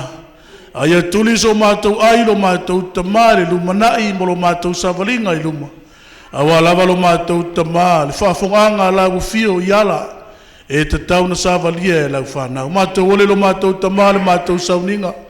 Se taimi tūlai leo au na taitai Matagaluega. Le wato fia Faapitoa e lau fio e luluina al sa le fuleola. Awa lava, le fonga tau mafa lau ainga e ka le sia e ala le upo o lau fio. O na mātou whatatu leo ia i au awalofa. Mai lava e ona tumtumula wao se pa ia ona lofia au. Iau tu pupuina le ngang pa ia o lau fio lo mātou utua. Fua ele malo siritino e fasili e fale nganga. Awa lava le fina ngalo o elo mātou matai mo i mātou le nei Sapati. Mātou Tatalo le whaafongang na lo ainga lo mātou atua. Ngā luele nganga o la ufio i o la tau fina ngalo mo mātou loto. E nei e whapena na whaafainga ufio na whaa. O na mātou taliaina le fina ngalo o la ufio mo i mātou le nei Sapati. Ia wa lava lo mātou tamare mātou savalinga. Talo yo whamonianga lunga o la Matagaluega. Mai lava yo na ulu se pa ia o na i walofa lo mātou atua. Se e whamanuia tai toa tasi a te mātou. Amanuia e whanatua i Afereti lo mātou atua. Whaaloto teleina whamawhanawhanaina le anganga o la ufio. Ia wa lava lo mātou tamā taimi whainga tāo lo e iai. Amanuia e whoi le ainga la wauna o mātou mafuta. Ia ngā lei o lo mātou matai. Ia whapenana iei lo file mu iei lo mawhanawhana. E tusa i o lo mātou mawhtanga nei Sapati. Whamonia lo nu. Pamanuia le mātou mafutanga nei sapati lo mātou tua. Ia whaatumuria I mātou lo mātou tamai ala I rufina ngalo fola nei sapati. Talo lo mātou tua ani o mātou whale tonu. I lo mātou whātau waa ma lo mātou le atoa. Se matau ore tōtoro walo mamanga loai lau whanau vai lo mātou tua. O le tamata I ta I lau whio lo mātou Sauniga. Mai lava le amataina se o lava le whaiwina. Fo I le vi inga I la ufio e whavavau lava. Amen.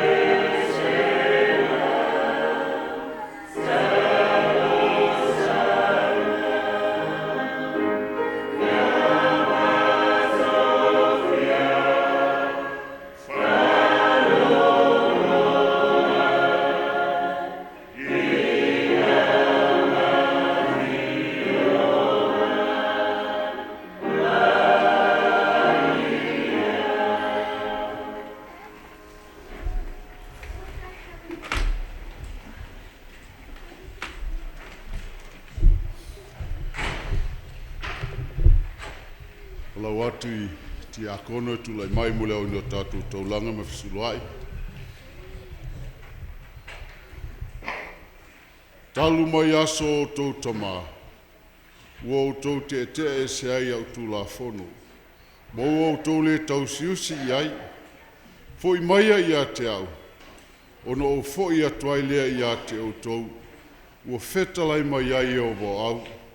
Au o tau fai mai. Mātou te fo I atu mani a. Pefua el tangata mea ale atua. A o tou. Ua o tou whaoa o mea. A ua o tou whai mai. Ni a ea o mea ua mātou whaoa.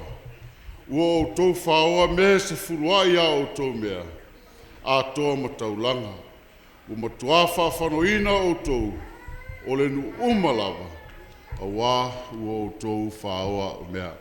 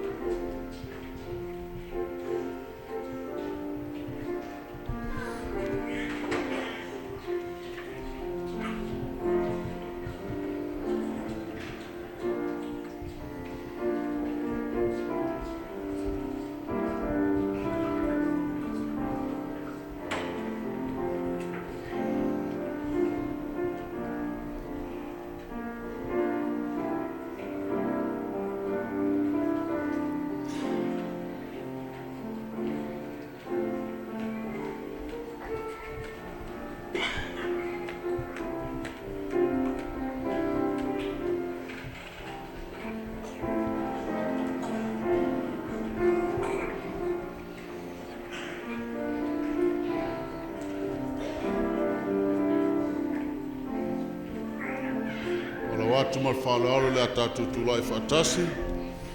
Ina au moia mea Sefulua'i au tau mea umalava I le fale tu ai mea. Ina ia iai me ai lo fale. Ma ia o tau tofo mai a te au le nei mea. Ua feta lai mai ai o vo au. Pe o te le Toeaina pupungi le langi mo o tau. Masa atu le manuia mo o tau. Ina se ia silisili on tele. Maria,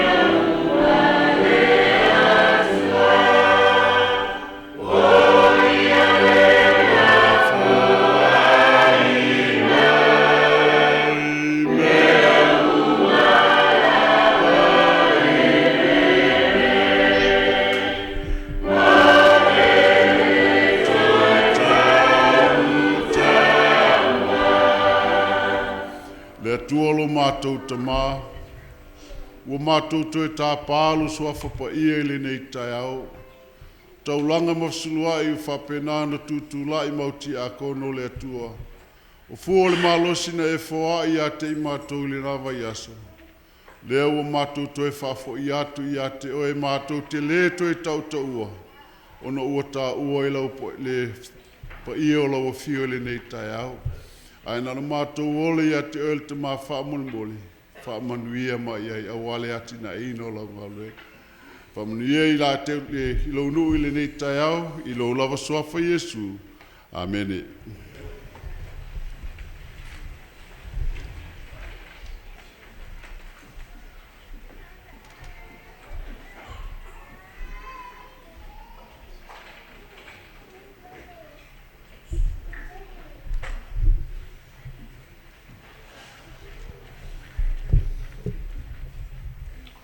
O le tusi ua filifilia i le whailaunga le tai au. O le au mai e finangalo le atua, maua le tusi o whengenga tuai. Tusi e Mika, Mika lona mata upoe ono. O na mata leo tātou whaitau ma le whai upoe ono e whangata mai le whai upoe valu. Tusi e Mika, Mika lona mata upoe ono. Ona mata leo tātou whaitau ma le whai upoe ono e whangata mai le whai upoe valu. Le i tūlau e valu fitu lima, maua le tātou tusi whaitau. Maua lau tusi e apea se alanga sa ua mene, tā auwhi mai lau tusi a lau Sauniga Tatalo, mo le whaitau ina o le awhionga Paia le atua. Le atua e lo mātou tamae i le langi, Wae fio i le me silisili o na Paia. A wae sila mai le nei aso, le aso na e whātuina. O le aso na e au mai e mātou te tāpua i atua i lau fio. O le awa mātou te talaina ai o lau fio ma Paia o tusia i la mātou ngangana. O le a mātou whaitau ai le nei Sapati. O le mātou talo sangaina leo le nganga Paia e fio mai. Ina ia tai tolu ina ma la mātou whaitau. Ina ia mātou whaitau ma le manino mo mātou iloa. E tā ua o mātou tangata i lau fio. Whapaia ma whaamanuia i lau fio ma Paia. I lo Suafa Iesu. Amen. O te alu atu mania i lumo Iova. O te ifo atu mania i le atua mawalunga. O te alu atu ea i ona luma ma taulanga mu. Ma tamai povi e tasi lo lātou tausanga.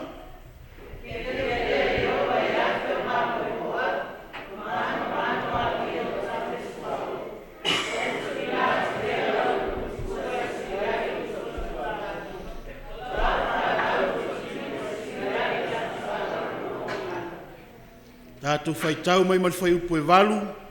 Sole, fet aliatu i atu, oe mea lei. Se a foi se mea e finangaloa i Eova i a te oe, pe a le o ia mea, ia whaia le a miotonu, ia naunau i le alofa, ma ia Feoa'i malau atua, loto ma walalo. Ma ia Feoa'i malau atua, ma le loto ma walalo. Tau ia whamania tele le atua, i le whaitawina o la na fionga Paia. Ia o te lori tu la tāua le nei, o le tātou pese lona lua, o Sauniga le o whai pese, a uma le pese, ia o te manao ia te oe, ia te tala lau whaalongo, ma e whaalongo le lei, a wāse wheau, lea o le a moli atu e lana uauna, ia o wāfo i lau soifua mo tātou wola, a o tātou tāpua i nei Sapati, ia manuia lau whaafunganga, ono Iesu, Faafeiloaiga.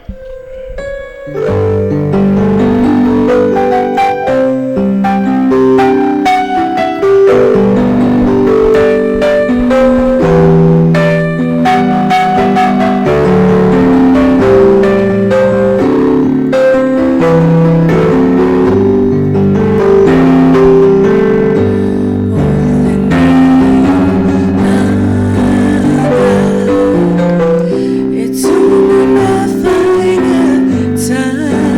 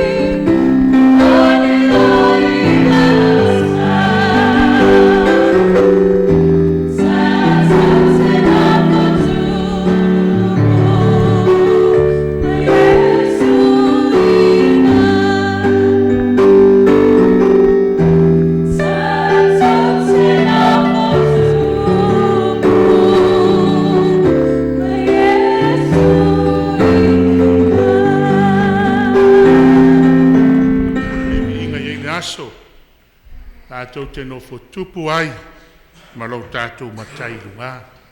Tusi o Filipi o lam tāu koe lua, whai mai a wā o lo tātou muboni, o le langi lea, o lo whaatali mai lo tātou whaola, manu malo. Ai le I whaia le tātou tatalo le tātou Lauga. E mua lava o nau toe Faafeiloaiga atu. E le ngata o le whamata I fia o le Matagaluega Northwest. Mai lava I Oregon, Washington, ma Alaska nei. E le ngata I lea I le nganga fia toe Faafeiloaiga atu ai wa ia.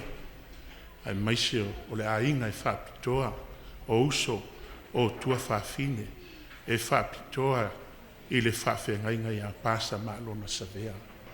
Whawhtailo o tau su mai, whawhtailo o tau tala au mai, o tau si I le whalo a somua le maua, o no o tau waai le au nane atua, o le sa tu I le nei tu o le ngaluenga le atua. Pa malo le whawhtai atu, e maise o ainga Faapitoa i nei ainga na ia Frida ia whaamalo atu ia te outou. O le au o le Sapati nei te mana e whaamalulu atu. Pe a whai e lape, pe a whai e fo i pa o papa i lau Faafofoga anga. Ai maise o tou e fou o ainga i le nei Sapati. O le au o te kampeaina ia le vala aua le atua ia pasta malona, ma le upu le atua. Ino inisi teimi tātou te o mai na ana mori mau.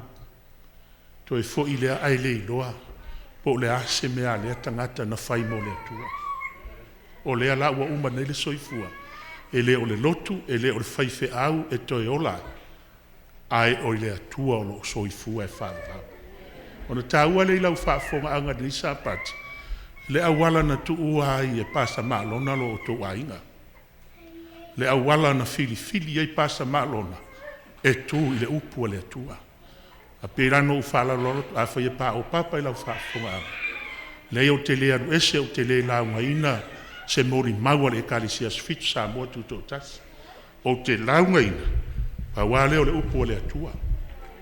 O mau uma foi o le Tuisafua le la tanga ia i lungo le screen ai o te whaamala na maina le anga na Tusi a au le atua i lana au na lea e le toi au ngafo ia pasa maalona le fe au o le Sapati a o lo susu mai mai tala au mai o oe ma e tā ua ia i le fina ngalo le atua ai sea e le teimi tātou te oti ai le leile oti a ua la fai o tātou wola i a ao le atua. O le apuno mai o tau wao la o saunia le tātou Tatalo. Le atuae, e le ai seisi e tū, wha maunga i lumo laua fio, a wā o oe o le atua maungi e tō tasi. O oe o le atua matautia. A wa mātou whalata lata atu le atua i laua fio. Mātou wole i laua fio e ala i kale valio. A fio mai ina ia tātou whetaya i ala i laua fionga i le nei Sapati le aiso mātou poto le aiso mātou malamalama le atua hawa mātou wole le ngā luenga lo lava ngā paia ia whauru fale o lātou whina ngalo ia whauru fale o lātou whamoe moe le whe au malaua fionga na e wala au ai lau au na ia pasa malona e tū mo laua fio, se ia o le aso e mā nawa i nā ianga ngā ruenga i a te oe. Ia whaamaria ina le Faafofoga anga, a lau e kālesia le ni Sapati. I lo suafa Yesu a mātou Tatalo, ma mātou wala au atuai. Amene. O le a maua, le au tū o le tātou launga i le tai au le nei. Manao au te le manao te nofo i tua ilang o leta o tō mai whaiwhi au. Manao le au sau mā te tutu whaatasi ana whaiwhi au. Te kōke sa whanda i a au i le Sapati. Ia ai, o le ama tutu whaatasi ma lo uso tai au ni. E la unga le upo le tua. E ngā church. E la unga le fionga le tua i le Sapati. Ona te haua lea o le Sapati le nei. I lama no whai atu i le Sapati le nei. E whaarua atu. E mā rosi le pe au o le Sapati le nei. Koe mai Yesu. O te le sawe o mai le whigenu. A o ten i mea church. A o ten. A eo atu nei kona e whaapitoa i le pepe atu na fionga le tua. A e whiwhina le tae. O le amora utu o le te au o Sapati nei, e te whono e waina, le mua lo whai ngā tupu o lo ka au, e usma wafa u koe wha, a maura tātou whaitapa tasi e ka mua whai tau ia.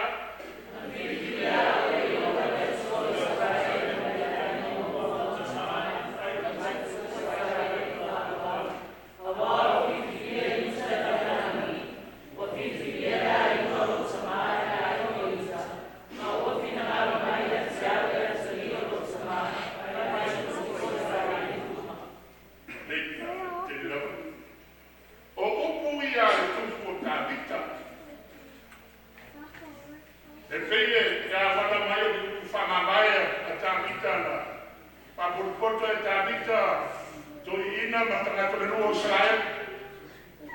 A whamatala e tāmita le bara au le atua le bara wingai ia marona aima. A lalo ifo e se so ifo whai upu. O nai whamatala e tāmita le bara winga o ngā tari o Solomona. Mai o ngā tari uma. Ai whangai ia le maue o te whamatala e le street. Na fini ua i AOGA le atua o Israel ai na oma o nokana e whai matupu o Israel e whalau to Sefulua'i le Tuaina o Israel to Sefulua'i i Tuaina o Israel ai filifinia mai le Tuaina o Israel le Tuaina o Luta filifinia mai ai o Talita e fai matupu o le nua le tua i na wanga le aga le sako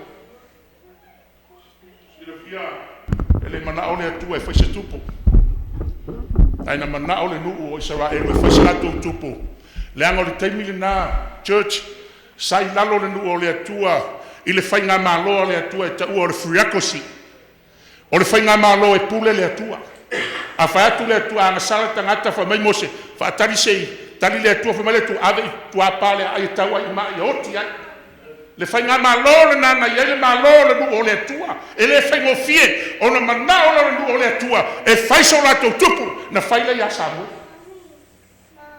pu e mai lo sau maua sau o la adu sau e su e ia asingi along kama o le lo ai vala wina ina ia sau le fai tupu ina ua whaatonu e le atua saulo e awe whasioti nunga maleka wipe out o maa maleka e o tamaiti e o i whawhine e o i man wipe out le anga le upo le atua i lalo le whainga maa lo whirakosi ai alu saulo whaatuto e mare tupo a maleka o akako ma manu e o se taulaga a mai Samuelu saulo e sili le atua o le whaalongo e sili le taulaga o le ustai sili le ngā o le mamotua a o le taimile na ua filifili e le atua tavita o le atari o Iese sa leo mamo i le vau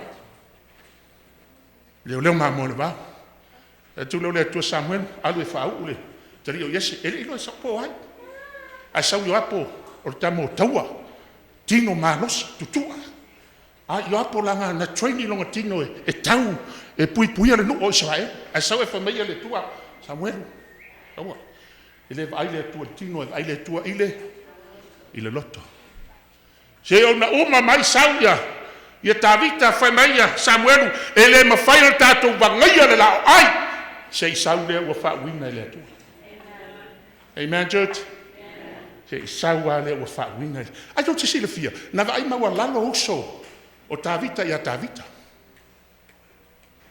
na vai ma wala lo le taua foi le na fai ma Filistia tu le Iese lo natario tavita ave asi o noso il taua ala tu fa mai o noso sale wa sawa ai ma moi vai lo fia poco o lo fia fa ma walunga wa sawa ai e vai ma walalo mana o ta watu ya te o to taone e fa pe nalo o to vai ma walalo ya pesta male a si sila le tua e vai ma walunga langa o la o e se o to e vai ma walalo ya pasta ma si sila le tua e ma walunga langa a fa pena lang fa Yesu ele mamalu se perfetta il lona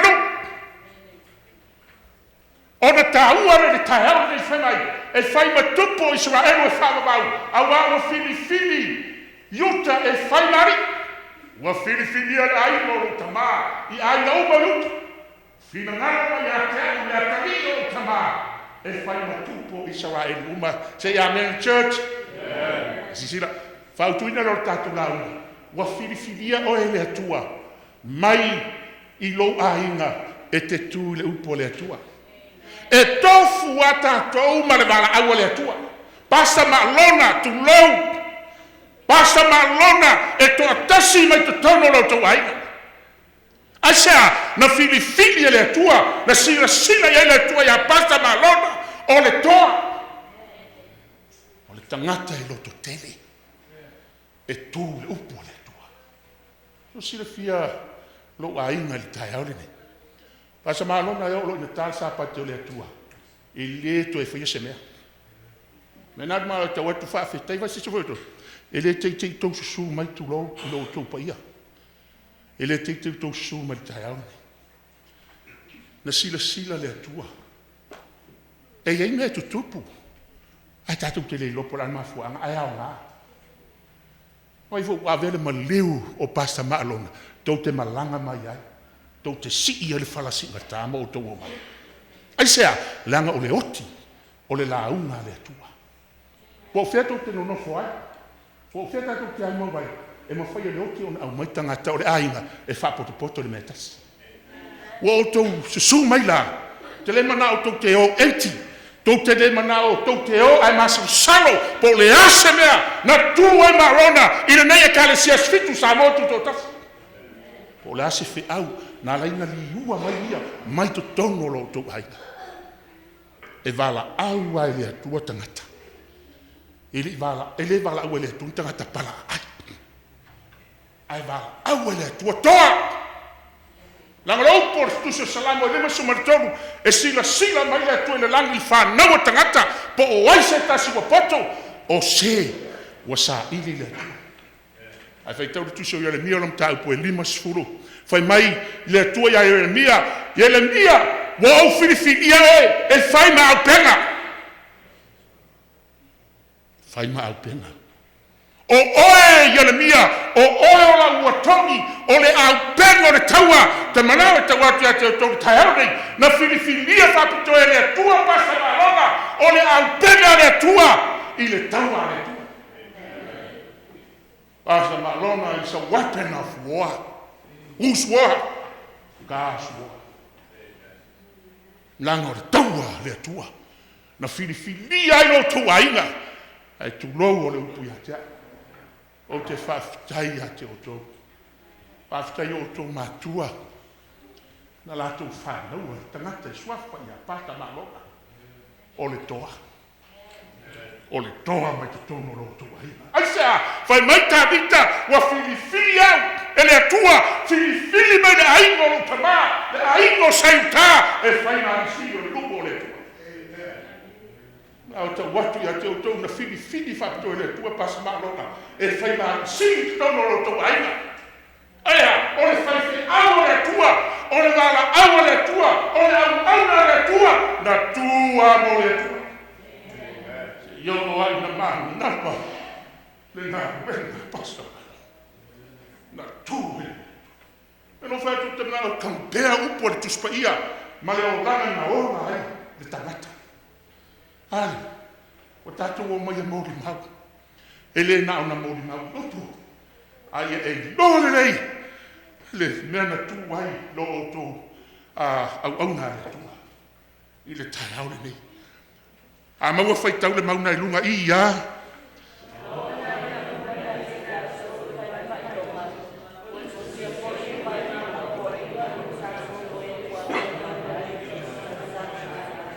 Ia listen, so.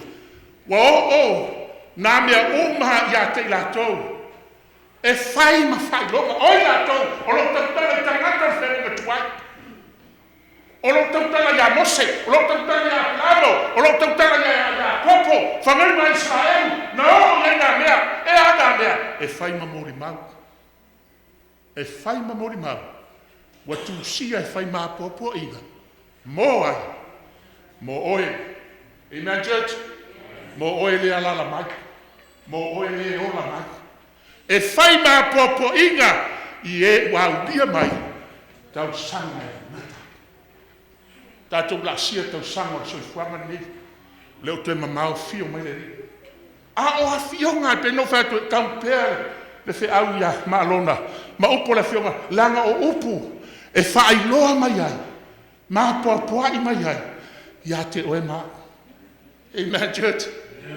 Ia te oe maa. Oe ua ola mai. I le teimi e ngata ai.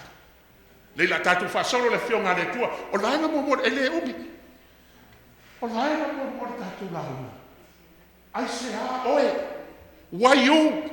Ai se a oe. Why only you out of your family? Ai se a oe. Na fili ai oe le tua. Mai o wainga. Ai se a. Ai se a. O O le alala mai o tō whawhinema, lātou le. Mātou le ainga, tupunga mai whawhi au la mosa. Whaiwhi au mua Sawai Mauporu, au la mosa. I think 1960 or 1950, something like that. Tau sanga na. Wha ingoa isi o mātou ainga, ingoa whaurua o nuu sa whaiwhi au waia. Mātou ainga. Tupunga mai la ainga la mosa, ringa whaiwhi au. Awa, wa o lole o pumonde le tua, o no o tūlea peo malona. No o tūlea, le anga e tū ta e tāsi ale tangata I lumo al whamsinonga le tua. Ta tali le mena wha. Wai o?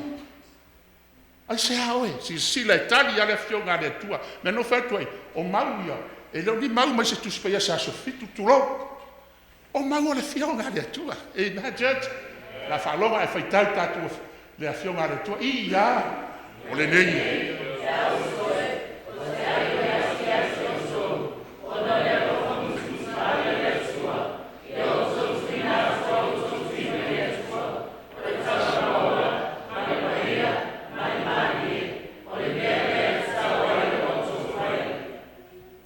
Le, te whaitau la whai lua. Ia.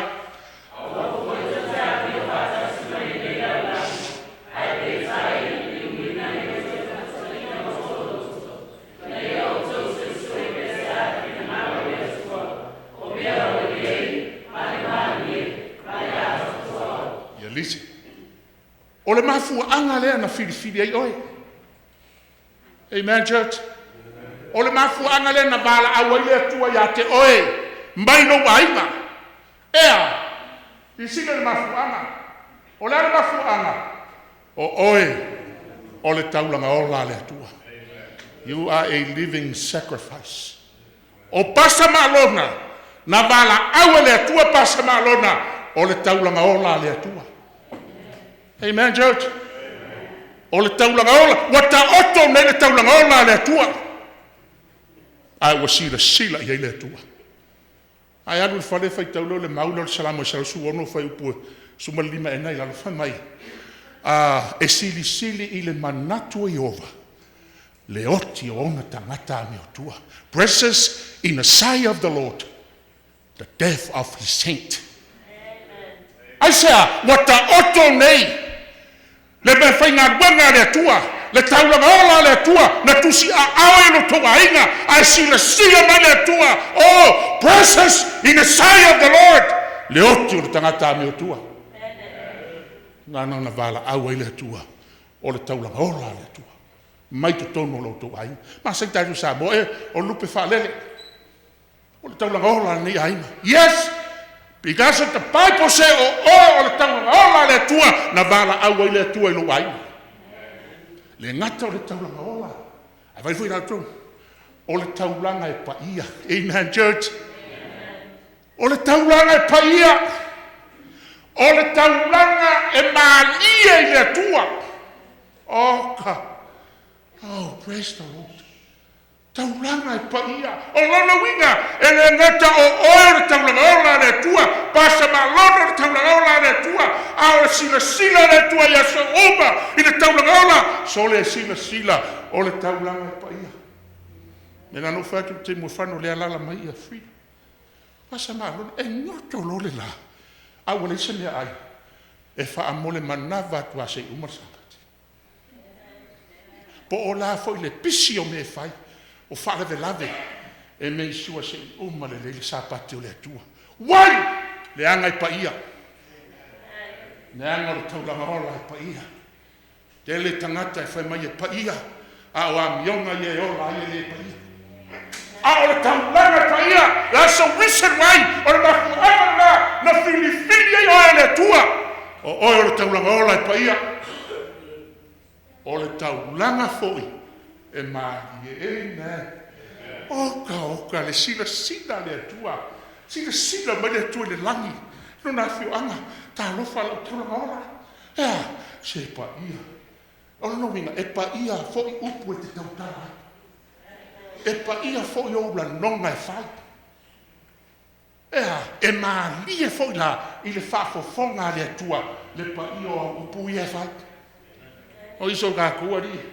pa me o ka pa ia o upu ia kau kalai o ka se le na fufa a kau langa pa ia ma ko anga nga sila ia le kua sila ba ngolo rua ma lo la ka inga le kua o le la ka inga au a ko ke a mio male lalo malaro lagi le hango o kau langa pa ia o kau langa ba ia ele mangao le kua e pa ia e ma ia ai anu ai fai mea lalo lagi ai anu ai fai ku inga ngau lalo a fefe e hango kau langa pa ia ai fai kau mo le hanga fai po go fai po sumo le ngo fai mai o mea lalo langi o fa le le vale a maka pepe me hau manga lalo langi ele mai le kua ai mai lalo langi lana pa ia e ma mia i lo mole mai au ko ke a mio ma lau lang ai sa liliu lo loko le koi fu ka inga amen o lo loko ale ele no fa so si mai se me lo loko nga va ku si loko no o le loko ale ai ma nga o le kua o ka lo pa ia ma die lui lo loko sui lo loko mai e se ia le loko fai tatala wa ese ia le loko le ana ese ia le loko muy loko fa le ana tangata ama ese ia ai a mio ile a mio le ko e fu ka inga o ko loko e va ko ma yo ko suesu po le al fi ngalo le ku amen church suesu o le al saili le finangalo le kua a fai mai le kua o le mele AOGA faia i kase no la ni no a fai mai le kua o mele kau fai la o le mele le kua o le fionga o le finangalo le me ngana sa ili e pasa malo ka lo fai a o e pasta lo fai la o ngale kua finangalo le kua ya va ko fa melo vai mon ole finga ya bala ole finga a o la sa ini a o ga so finga lo le kua na fa mai la finga le kua e ole finga lo le kua e le e church la ala ka le finga lo le kua ka ke o baya mo ka ku mangaku ko la ka ke o maya mo ka ku mangaku le ana lo ka ke o maya ma ka ku upua ele e ala inga le anga le finga ngalo le kua ala le finga ngalo yo le kua fa mai o le finga ngalo e le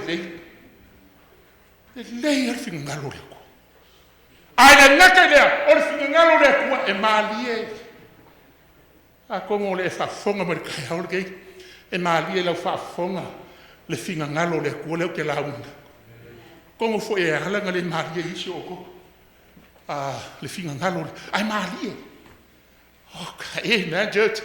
E malia le finangalo le kua. Ai le naka idea, o le finangalo le kua e ako koa se lau pasenge. Se lau pasenge. Le finangalo le kua ri.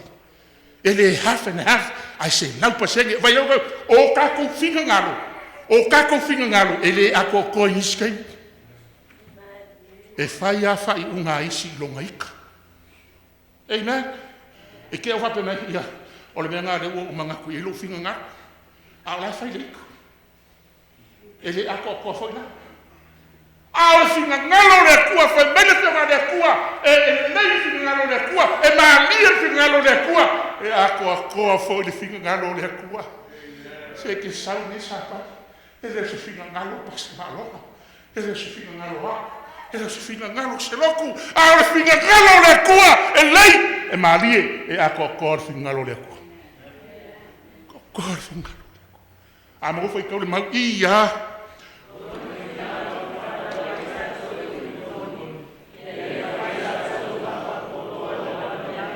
Yes, sila. Fai mai le mau. O longa finga ngalo. Le finga ngalo le kua fa mai. Nga fa nga wai. Ele fai mai le mau. O longa finga ngalo. Ia e fa. Le ai fa mai le mau. O longa finga ngalo. Nga fa nga wai e. O longa winga. O mga e fa nga. Fa nga u le upomo. Ele fai mai. O longa finga ngalo. Ia e fa nga le kalisia sup sa mo ko kasi. Le mai o la malo. No. Ele fa lengi se no. No. O le finga ngalo le kua. Whanga welo po ia walau ko. Inga ia whai oe. Ma whaapolo polo. Usoi pia mai pika ngia first fruit. Whai oe ma whaapolo polo. O mea nga whai e le kua. Amen, church. Sifu sira o ko le finga ngalo le kua ya ke oe. Ai e isi kangaka e i ko kele isi. E whai nga elo kulau. E whai nga elo le finga ngalo le kua. Hara finga ngalo le kua ia walau ko. Finga ngalo le kua. Nga wha ngau ai oe le upumong. O lo wha malo lo mani ni sapaki mo lo sau. O le finga ngalo le kua. E ke sau sei e. Wa umanga e ai ke sau sei koia o le upumong le kua le ga e wha ngau ai. Amen, church. Ama ngiko kemo Yesu. A whenga sau. Wa Yesu le koe wha ngau vai malanganga. Le whenga sau malo. Ma ngiko kem se makua. E se lau wha upunga Yesu. La wha whenga koe o whika ngaka ngā roti ngā umo. Ma Yesu, whangau i le vai male, maleanga. Le ako le baptisong. Le whangau na ngā i la leanga. Whangau la le kingo le kako ke whanga. A le whangau le upu mongi le kua. Amen, church. Le la kako whasolo. Upu mongi le kua. Yoane su wha. Whai upu e ongo. Pa Yesu. Pa ungi le ana upu mongi ma le ola. Olongu inga. Jesus is the truth. Amen, church. Jesus is the truth. E kolu ha upumongi kuspaia. The second upumongi, ya me sufiku. Ye e whapainga i lako ulawa fionga. O lawa fionga le upumongi. The Bible is the truth. Amen. Isaia lima sumario whai upu e koru ima ma le whasu whai ma Yesu. Ari ukaia. E popoko kele oko e whai kau kuspaia. Whai kau le maunga. Popoko yo o koukuka iukaia. E kau loko kuspaia. Ako kei lole mea hau. Ai le mawhawhai oko. O ngō mai akia. O au o Yesu. Kou ke mau ai leo lai whaanga. Ai whaoko. O le popoko yo iso kākou. E whai aku loa. Sauro runga le afu i le kanikongunga o langa loko. Ke ia wai ka fia fuso. Usai ele i hoki le loko mo oe. E hoki a oe. E whaoko. E koe pepelo ai oe. E faulo wha. E apas. E pueku pe pelo ai oi. Nga e wha ngau ko kasi. E ke oki ko kasi fo. E le wha pe ke oki lopu ngā kuro whi whiau. Ka o. Le ai ke oki ko kasi. O le upu mongi na le kua. E ke ku ko kasi ai. Yeso le upu mongi. Ma le upu mongi lo mukonu. Se la bo se lau sui whau pa se lau whanua. O le mea mongi fo. Lewa. The law is the truth. Le kula fongo. Ia vai funa ko. Ala langa leo kanaka. Wale au ngāre kula fongo le kua. That's dangerous. Ia vai foko. O kula fongo le kua. E whaalia le image o le kua. Nana o le kua e pa ia. O kula fongo le kua e pa ia. O le kua e mamar. O kula fongo le kua e mamar. O le kua e rofa. O kula fongo le kua o le rofa. E whaani e kura whongo le kua se kuru. Le ime tu le kua. E whaamakawa e kura whongo le kua. O le kua lea. E te uawa iai. Ai ala langa ka ngaka ua le au ngā kura whongo le kua. Oi ka whewhe. Ia la le au ngā au la kura whongo le se se ki e kako ni mara. A whaila ua le au ngā longa winga. O kanga whasuka ngaka. Ngai anu e ngā whongo le whale wa aisau. Wa aisau whanga le pāhu. Le lo so kwara. O le skula foko. A o kula fongo le kua wha mai a Yesu le makaio e ma vai le langa. Ma vai aku fo le langa. Ai le ma vai se inoka. O la le inoka. O le vaso le ti. Po o singa fasi mkai kusu. Oi, singa fasi mkai kusu o vaso le ti. Se ia ma vai me. O vai me. La se fio ma Yesu. Amen, church. A o le upo mongi le ngā le kua. Kula fonga se furu. E au fia. Le nga wha logo. Ia pasta maa logo. Nga wha logo no pumongi le kua. Nga kua ia. Po a upu makala ka ngaka nga whai iai. Ka alo whai pasta maa logo. Pasa. Kwa e makua kua e kua vare. Ano e koe haru e maa. O la lau me maua mai ai. Poko e kua vare. Nga valea mua. A ua poko i maua i ole fionga. Pasta maa logo. ua nga. Pako fai le ke au mai o kou sa paki ne. Nga sila fia le paska na longa. O longa kuma o le kua. E a ngana le fea o ke whanongo ai. I le menga kua i pasa na longa. A kongu ngai o le ngana o le kua lo fina. E ilo le tāhua o le taunaka. Koa ni ka e vana fui ngo fa makala. A oki se sul malo ni. Fika le malo. E o mai ia le. Le fu o le malo ni ka ufi ai. E na e lo ka ngaka na tau mo malo. Ai ka ngaka o le kua. E oki ka ngaka o le kua. Ai Faaofu le ane komu le kua. Amen, church. So fa nga inga so solo le. Pa ele ane komu le kua. Ka kou e lalo i ele anga. Nga ufi le ane komu le kua. Langa whameku so isaia. Ola au kou ame komu e peo le mongonyo le i o le maa. Sila mai le kua.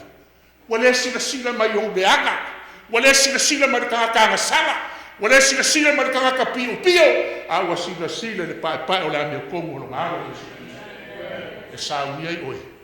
Mo le langi ma le ola i whawha. Te kāua ngā reo pumongi e le kua. Ngā kua i nga waunga. Aisea, ia whai oe ma whaapolo anga me nga whai. Amen, church? Ia whai oe ma whaapolo anga me nga whai. A maua whai kau kuso ki mo keo ia.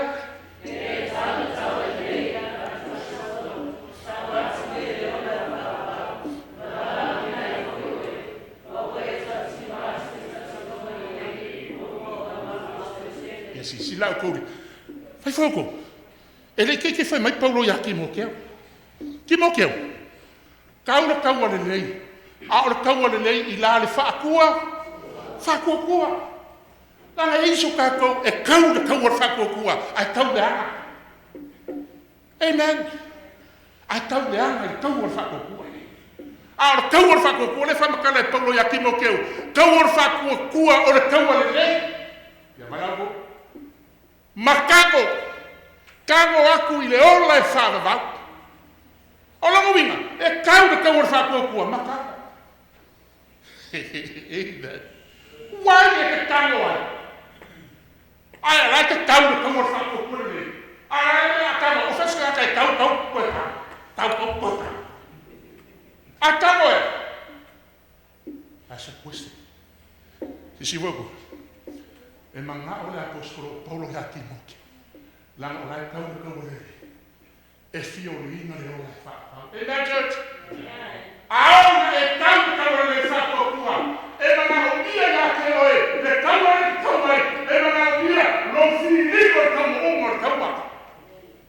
Mga o ia lo whiringo le kau ungo le kau waka. So le ka whewhi ia. E ke kau. Ai ke whiringa le ola whakapau. E ke kau ai. Amen, church? Ia ngā launga le o le pese le ola e whāwhau. I kaku whāsolo pe iai. Kau le kau le makango i le ola e whāwhau. Aisea, ngā wala au winga i oe. Mea ngā wala winga i pasa malo. Mea ngā wala winga i pasa malo. Ia wala, ngā soa ar ka vale le masanga me ngā whai. O ngā le masinga akua, ngā soa ar ka vale. Ngā whalongo lori. Wakau le kau le. Wai o kau singonga, nani wa pese le laki e saula. Amen, church? Ua whakfoi ako, e sa sa o a upu langa o le fionga le ako, le kaku whaaloko iai. Wai fwoi ako, mor kaka, alu waku me le wako le pulwhanga. Te kaku le wako le pulwhanga. Ngai alo le. Ngai alo le. E ke alo la, e wako le pulwhanga le fionga le. Ngai alo le me whape le kuhai. O a ule la vea i le mele sa. E ka kalo le le kua. Alo la kwa pulwhanga le. Church, kau le kaua le lei. Le kaua ngā le ngā kaua le whiwhi au le. Pasa ma longa. A maua whai kau i ia sole. Ari aku ia ke oe me nei. Se hafo i se mea. Tinga ngalo i opo ia ke oe. Pe ale o ia mea. Whai le ame komu. Ngau le lofa. Se oari ma le kua. Ma le loko whamawa lano. A whewhi. Ia wa kou tōro le upule komu le mau sole. Ai fo mo so kai. Wai fo fio fo mo. Esa, akari sa. Ai ki ngai mo. Sale. E pe e fua mai whapengā, le mele sole eila po le profeka. Ua whiu e whai aku ngā. Ai whai hale me e mga ola. Whai mga profeka. Sole! Ua whaari aku e le aku e ake oe me le reiki. Se a fo se me fifia. Ia wala mua. Ia ngau lea. Ia whai le amio. Oko, o le akua e whai me amio ko. Pe akaku le whai me amio. E le au fo le akua makako. Pe akaku whai me le amio ko. Ila sila le akua. Ia mongia. E le au le akua mangi mea le amio ko. Ai au le akua ma mea amio ko. Langa aisea. Langa o le akua ia amio ko. Ai mai ngau le alofa. Amen. Ngau le alofa. Longa winga. Ngau i le alofa. Amen, church. Ngau lo alofa. Ka fefero vai aku yake o kodi wa ngau mai o ko alofa. Asa. Wa ngau ko alofa. Pe ola ai ka ki ale alofa. Ale melo ma kolu. Fewai. Oi le fewai mo le kua. Oi. Le na fewai mo le kua fai le langi le fewai nga. Amen. Oi. Se le mengo lo ke fai aku yake ko wala mai. Are you with me? Oi le na fewai mo le kua. Oi he ngoka. Oi he ngoka le na fewai mo le kua. Fewai mo le kua. Ai mo fai le langi le fewai. Amen, church. Fai le langi le fewai nga. A fai mai, fewai mo lo akua, ma le loko fa ma walalo. O lo winga, o le akua le wa au maoe. Ngalo na sabali ya. A sabali mo lo loko fa ma walalo. O ke lo pasa mano. O ke va ai pea. Le ana fai fe awe hampo. Ya mongia. O mako me fai. Fongo le fai maruenga. O fongo foa. Kai mi wa mai e fai a. O fai aku ia ma lona ma. Frida o mai.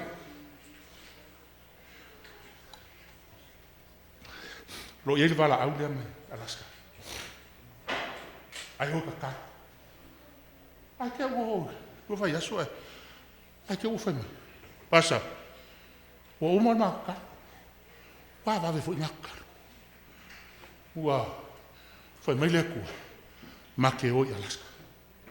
Alau ke va ai e leo. Feel good. Fa ku pasa. Ke le ma ke lo ai ku pomisen. O le ke lo mama. Ai ku aku le vai aso. Fa mai pasa. Ai fai mai le ku ma ke o ai ko va va fo. O la soi fu le ku. E pule le ku. Pe ma ke o abrale be kupu. E pule le ku. La ngore vala. Au le ku. O vakuro ia o ma o uma la so mangaku ai mai sau ia ele la sau ele na karufa ki nganga ai fai mai pasa sole esse le ma mai o Alaska amen ole le aku ua ole kau ai nga luenga le kua ar kau le Fewai malo kua ma le loko fa mo vai malo kua o po ka kula pasa ma lo sabea na fini e uska e o pupong de tua aisea a mo fai kau ia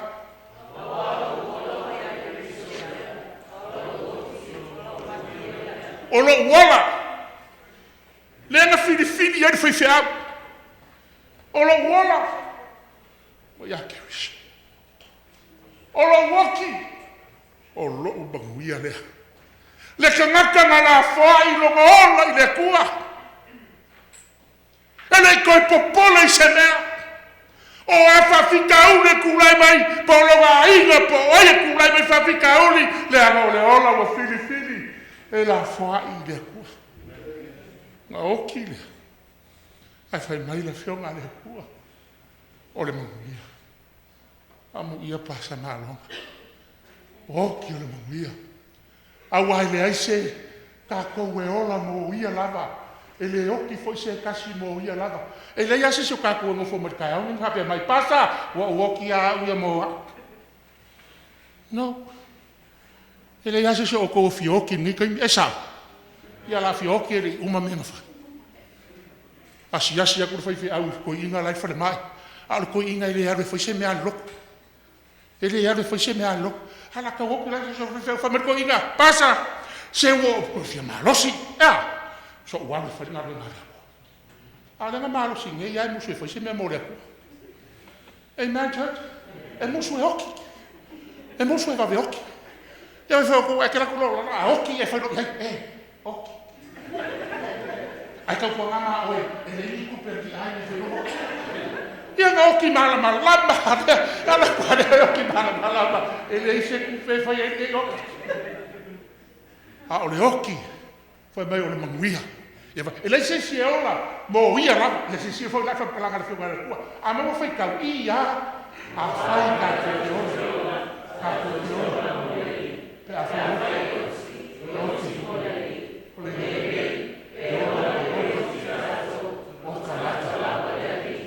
se mai se ane.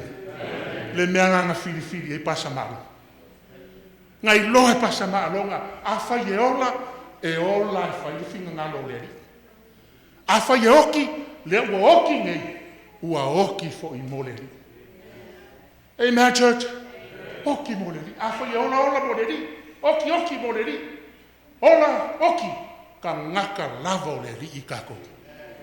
E se lo, o kako o mai ngai. Ora ka ngaka o le ri, ka ngaka ni. Le fai fe au ke. Ka ngaka o le ri. Langa ia fai o finga ngalo o le ri.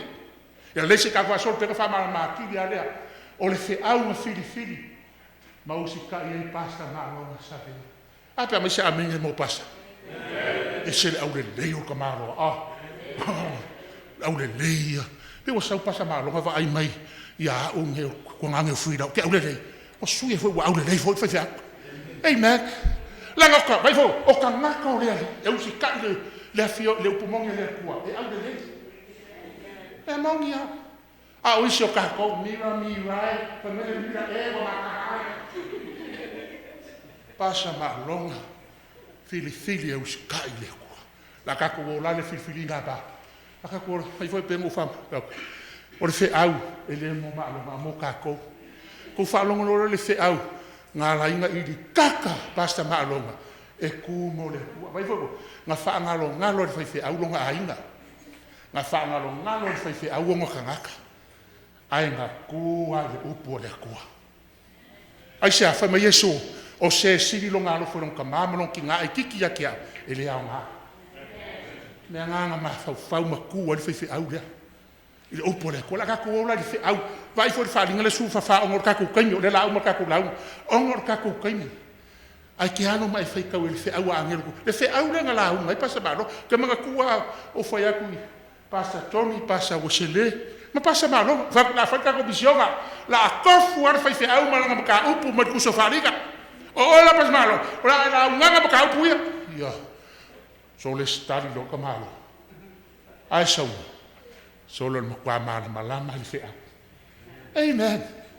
Whai mai Yesu, le kua, wa e ngā mea i popoko, ai whaalia i kama vale. Whaalia i kama vale. E whaalia le kua ia ke oe, whina ngalo le kua. Ka ngaka poko lai kumu, oi whare pui. Ia wala ko, whaalia Yesu whawhai upo e ongo, ma le whiko, le whiau lange mua, whai mai, ia o ko wifo i le ngā whaire lange. Ia o ko maka kau le kua maa waku ia ke ele vi inga, wo o mai le iku waso langa whamasingonga. Ma ia o ko wifo i le ngā whaire lange, le sami, pungo vai, le whangua ma pungo vai. O le fe au ngā, o le fe au la ngir mua, o le fe au le Sapati so fiko le kua, makari e pasta maloma. Le fe au, mga o le koe whaafoi ka ngata. Nena wha mai o kou maka kau, ma i fo le na whaia le langi. Koe mga o le koe whaafoi ka ngata, e i fo kōhua i le aso nga whaia le kua. E le luangi aso nga whaia le kua e kātua i le kua. E kasi a le aso nga le Sapati le kua. Amen, church. Le fe au ngara angelu mua. E koe au mai oi, e i fo kōmua, i le aso ma whaia le kua, ma whaapaia le kua, ma whaamamuia le kua, ma whaasai le kua, le Sapati o le kua. O lo mpamaru, lo umailani ni Sapati. Wai mai o le kuso mareko, o le maasangi e Yesu, o le alo Yesu ngaku, le aso Sapati. Amen, church. Le ngako le fe au le Sapati aso fiku. Au le fe au le whaamasingonga le kua o whaia le. 1844. ngā fio Iesu le me sisinga pa ia le langa. Ma a maka la whamsingonga. Le wha me le mua le mua le pekelu. Ka poe whafa poe sumo le ongo. O ngā pōngi. E a maka e whamsingonga ai mo le kua. A maka mai a mose. A pila amo saru e a whamsingonga. E o ma le whamsingonga e wora. Dea kako ki e. A le whea unga la anilu mua. Le whea aunga ngā kū ai pasta maalonga. La ngai loa pasta maalonga. E le kū whina lo ia. E le kū la ngai kālesia i alpes lo ia. Ai kū anga o ia. Kū anga o ia. E karikari o mea le lei a kōra mo lea. Kū amo ia. Le whea ulea. Le nga kū e le whea.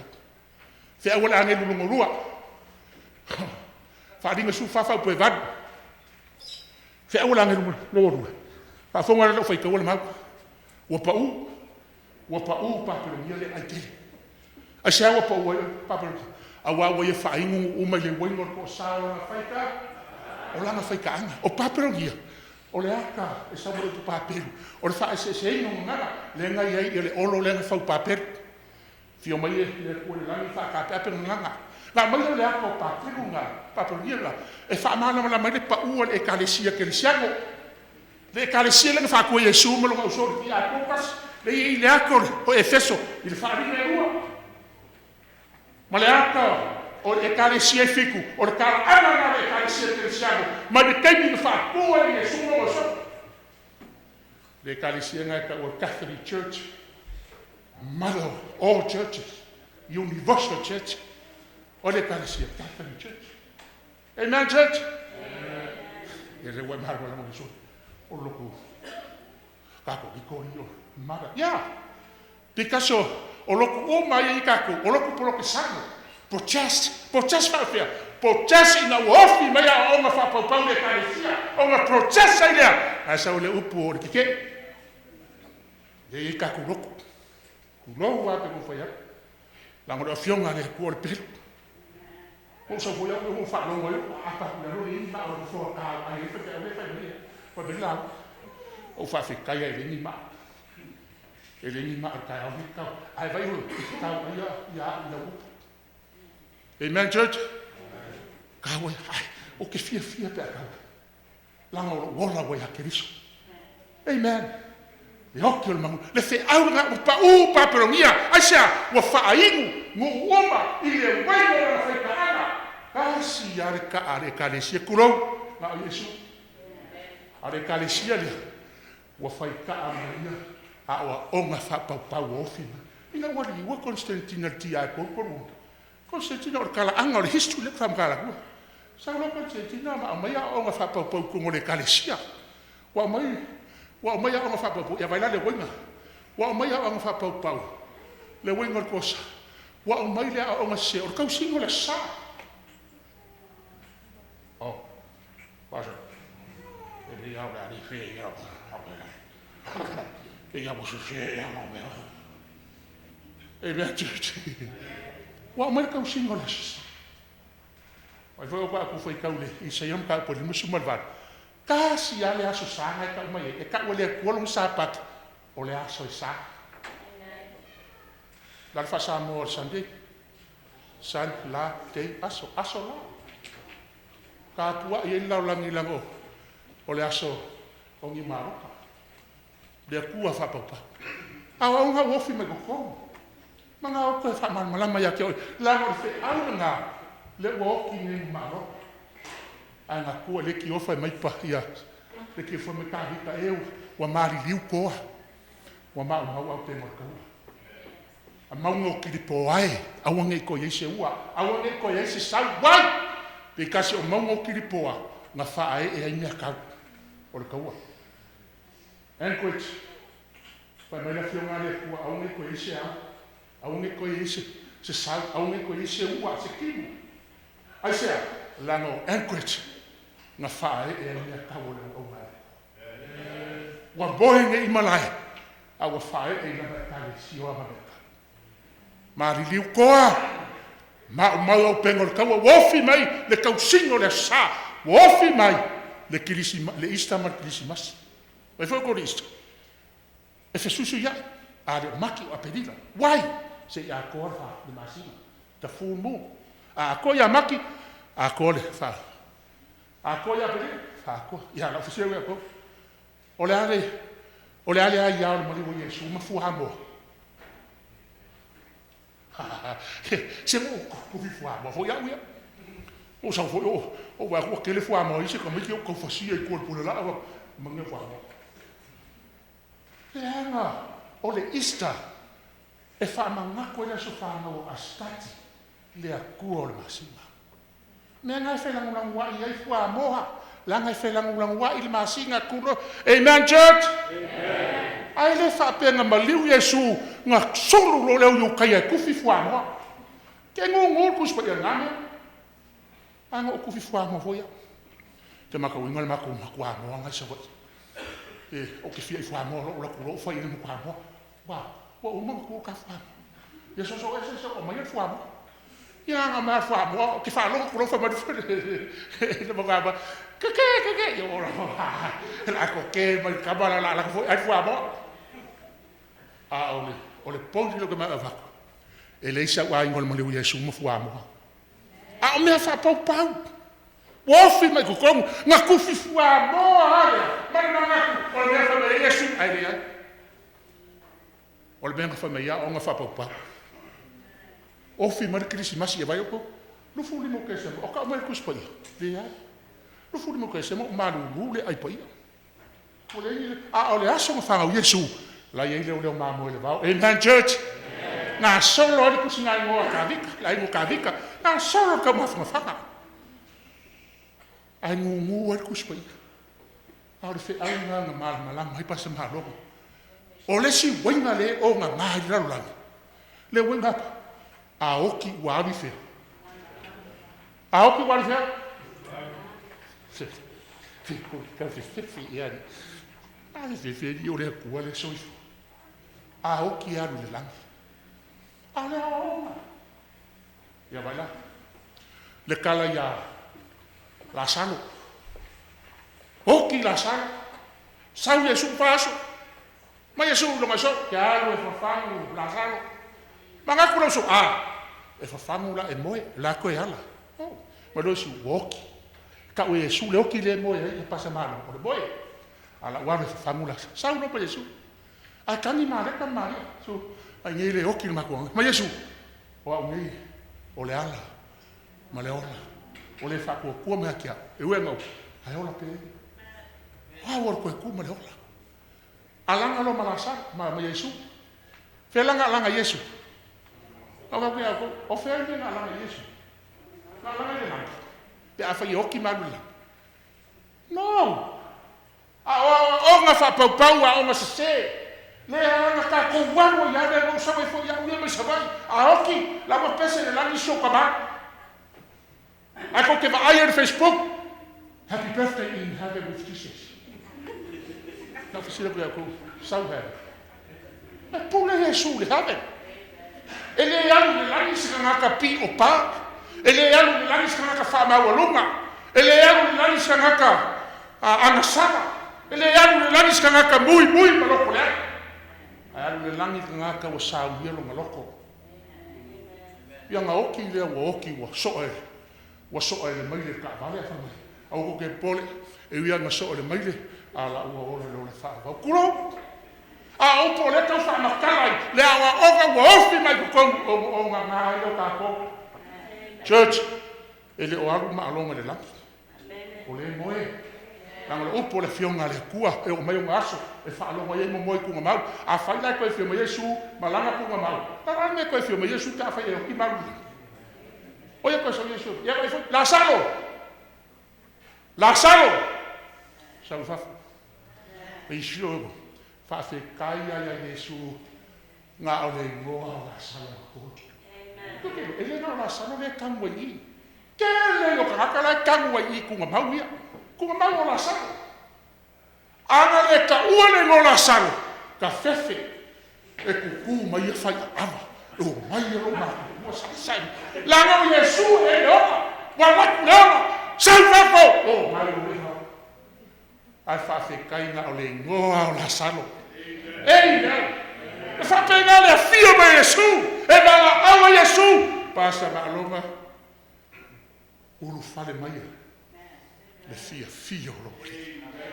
Amen, church. Hawa onga nga wofi mai kokongu. Ya onga nga. Te mga oi representing ati oi le menga kuwa so usoni. Ne me hoki e so usoni.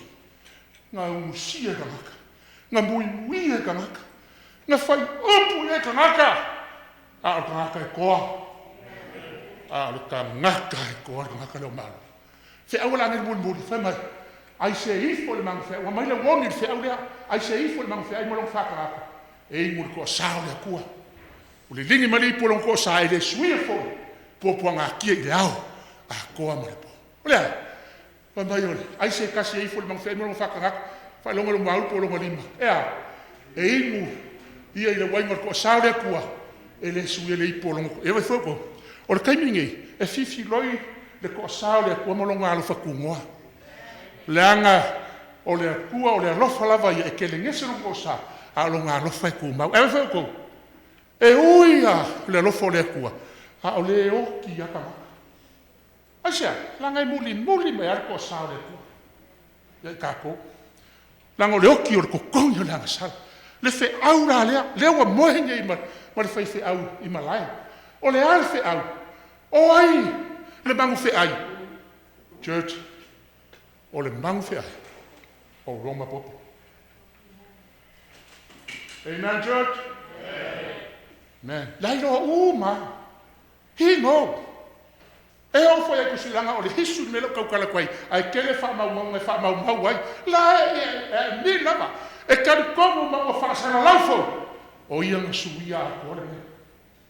Le wa ka tua ia ni le la le aso nga sui. Ma wa ofi ma ya o fa pau e Constantina. Ma suia i lole.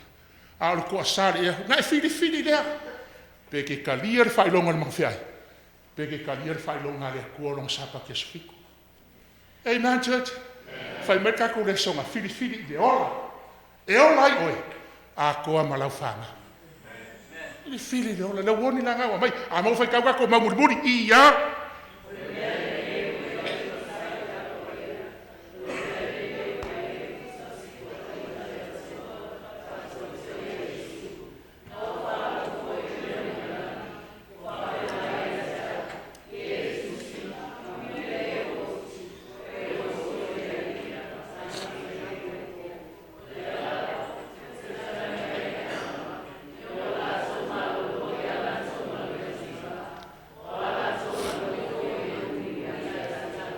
Se mai se ame. Na uma lor fe wa ngel koko. Ai mai lor fai u pos fuma le lua. Wai le fai u pos fuma le lua. Le anga ele fai mo fi fe wa ngel koko. Ele fai mo fi no karbi ka ba. E fai upu ye ka ngaka. E ki nga de ka ngaka. Nga mai lor o le fai upu lo lua Yesu. O le mela nge we le o mosa.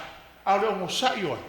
O le o mosa yo lo ele so mo sai o se loku o le o mo sai o le paia a le o mo sai o le paia e ia fuala aue e ko file mo le o mo sai o le paia mo o mo sai o le paia o le fa kua ia Yesu ma o mo sai ma kausi polo inga le ku amen ia vai ko le mamuri amu ia e woki o iledi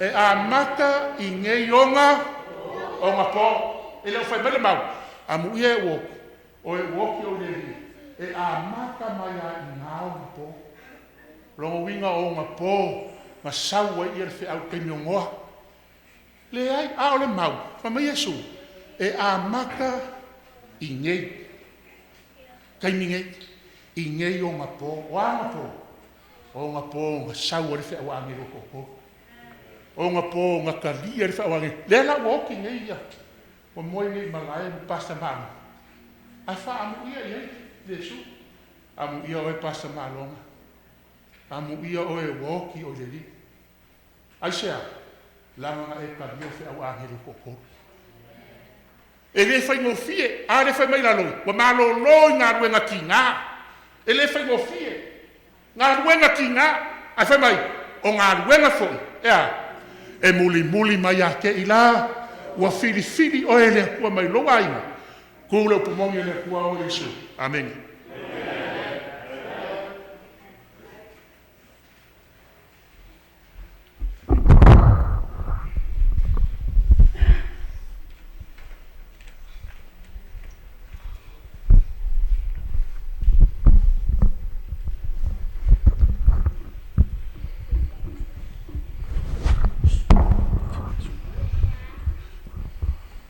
Faamalo faafetai I rau sunga taitai ware upu for the fallen nei Sapati. Say amen, church. Vea u fai masui o re karesia. Ia faafetai atu rau sunga ia whamanuia tere le atua I rau sunga. Maua pe oi whamneanga I latino ai siri la le anganga. A ware taitaina ni ngā ruenga le atua. Le ainga le atua le nei Sapati. Ia ore upu alofa na wa mai le atua mo tātou. Ia vea ma whamalosianga I lo soifua mese lo neiola. Au tātou whataritali mo le nā so fio mai tātou tamaolangi. Ia nei tu lao le a tātou tutulai. O le a whaiu Sauniga I le Pese pe a fio tātou uma. Lea walunga tātou screen.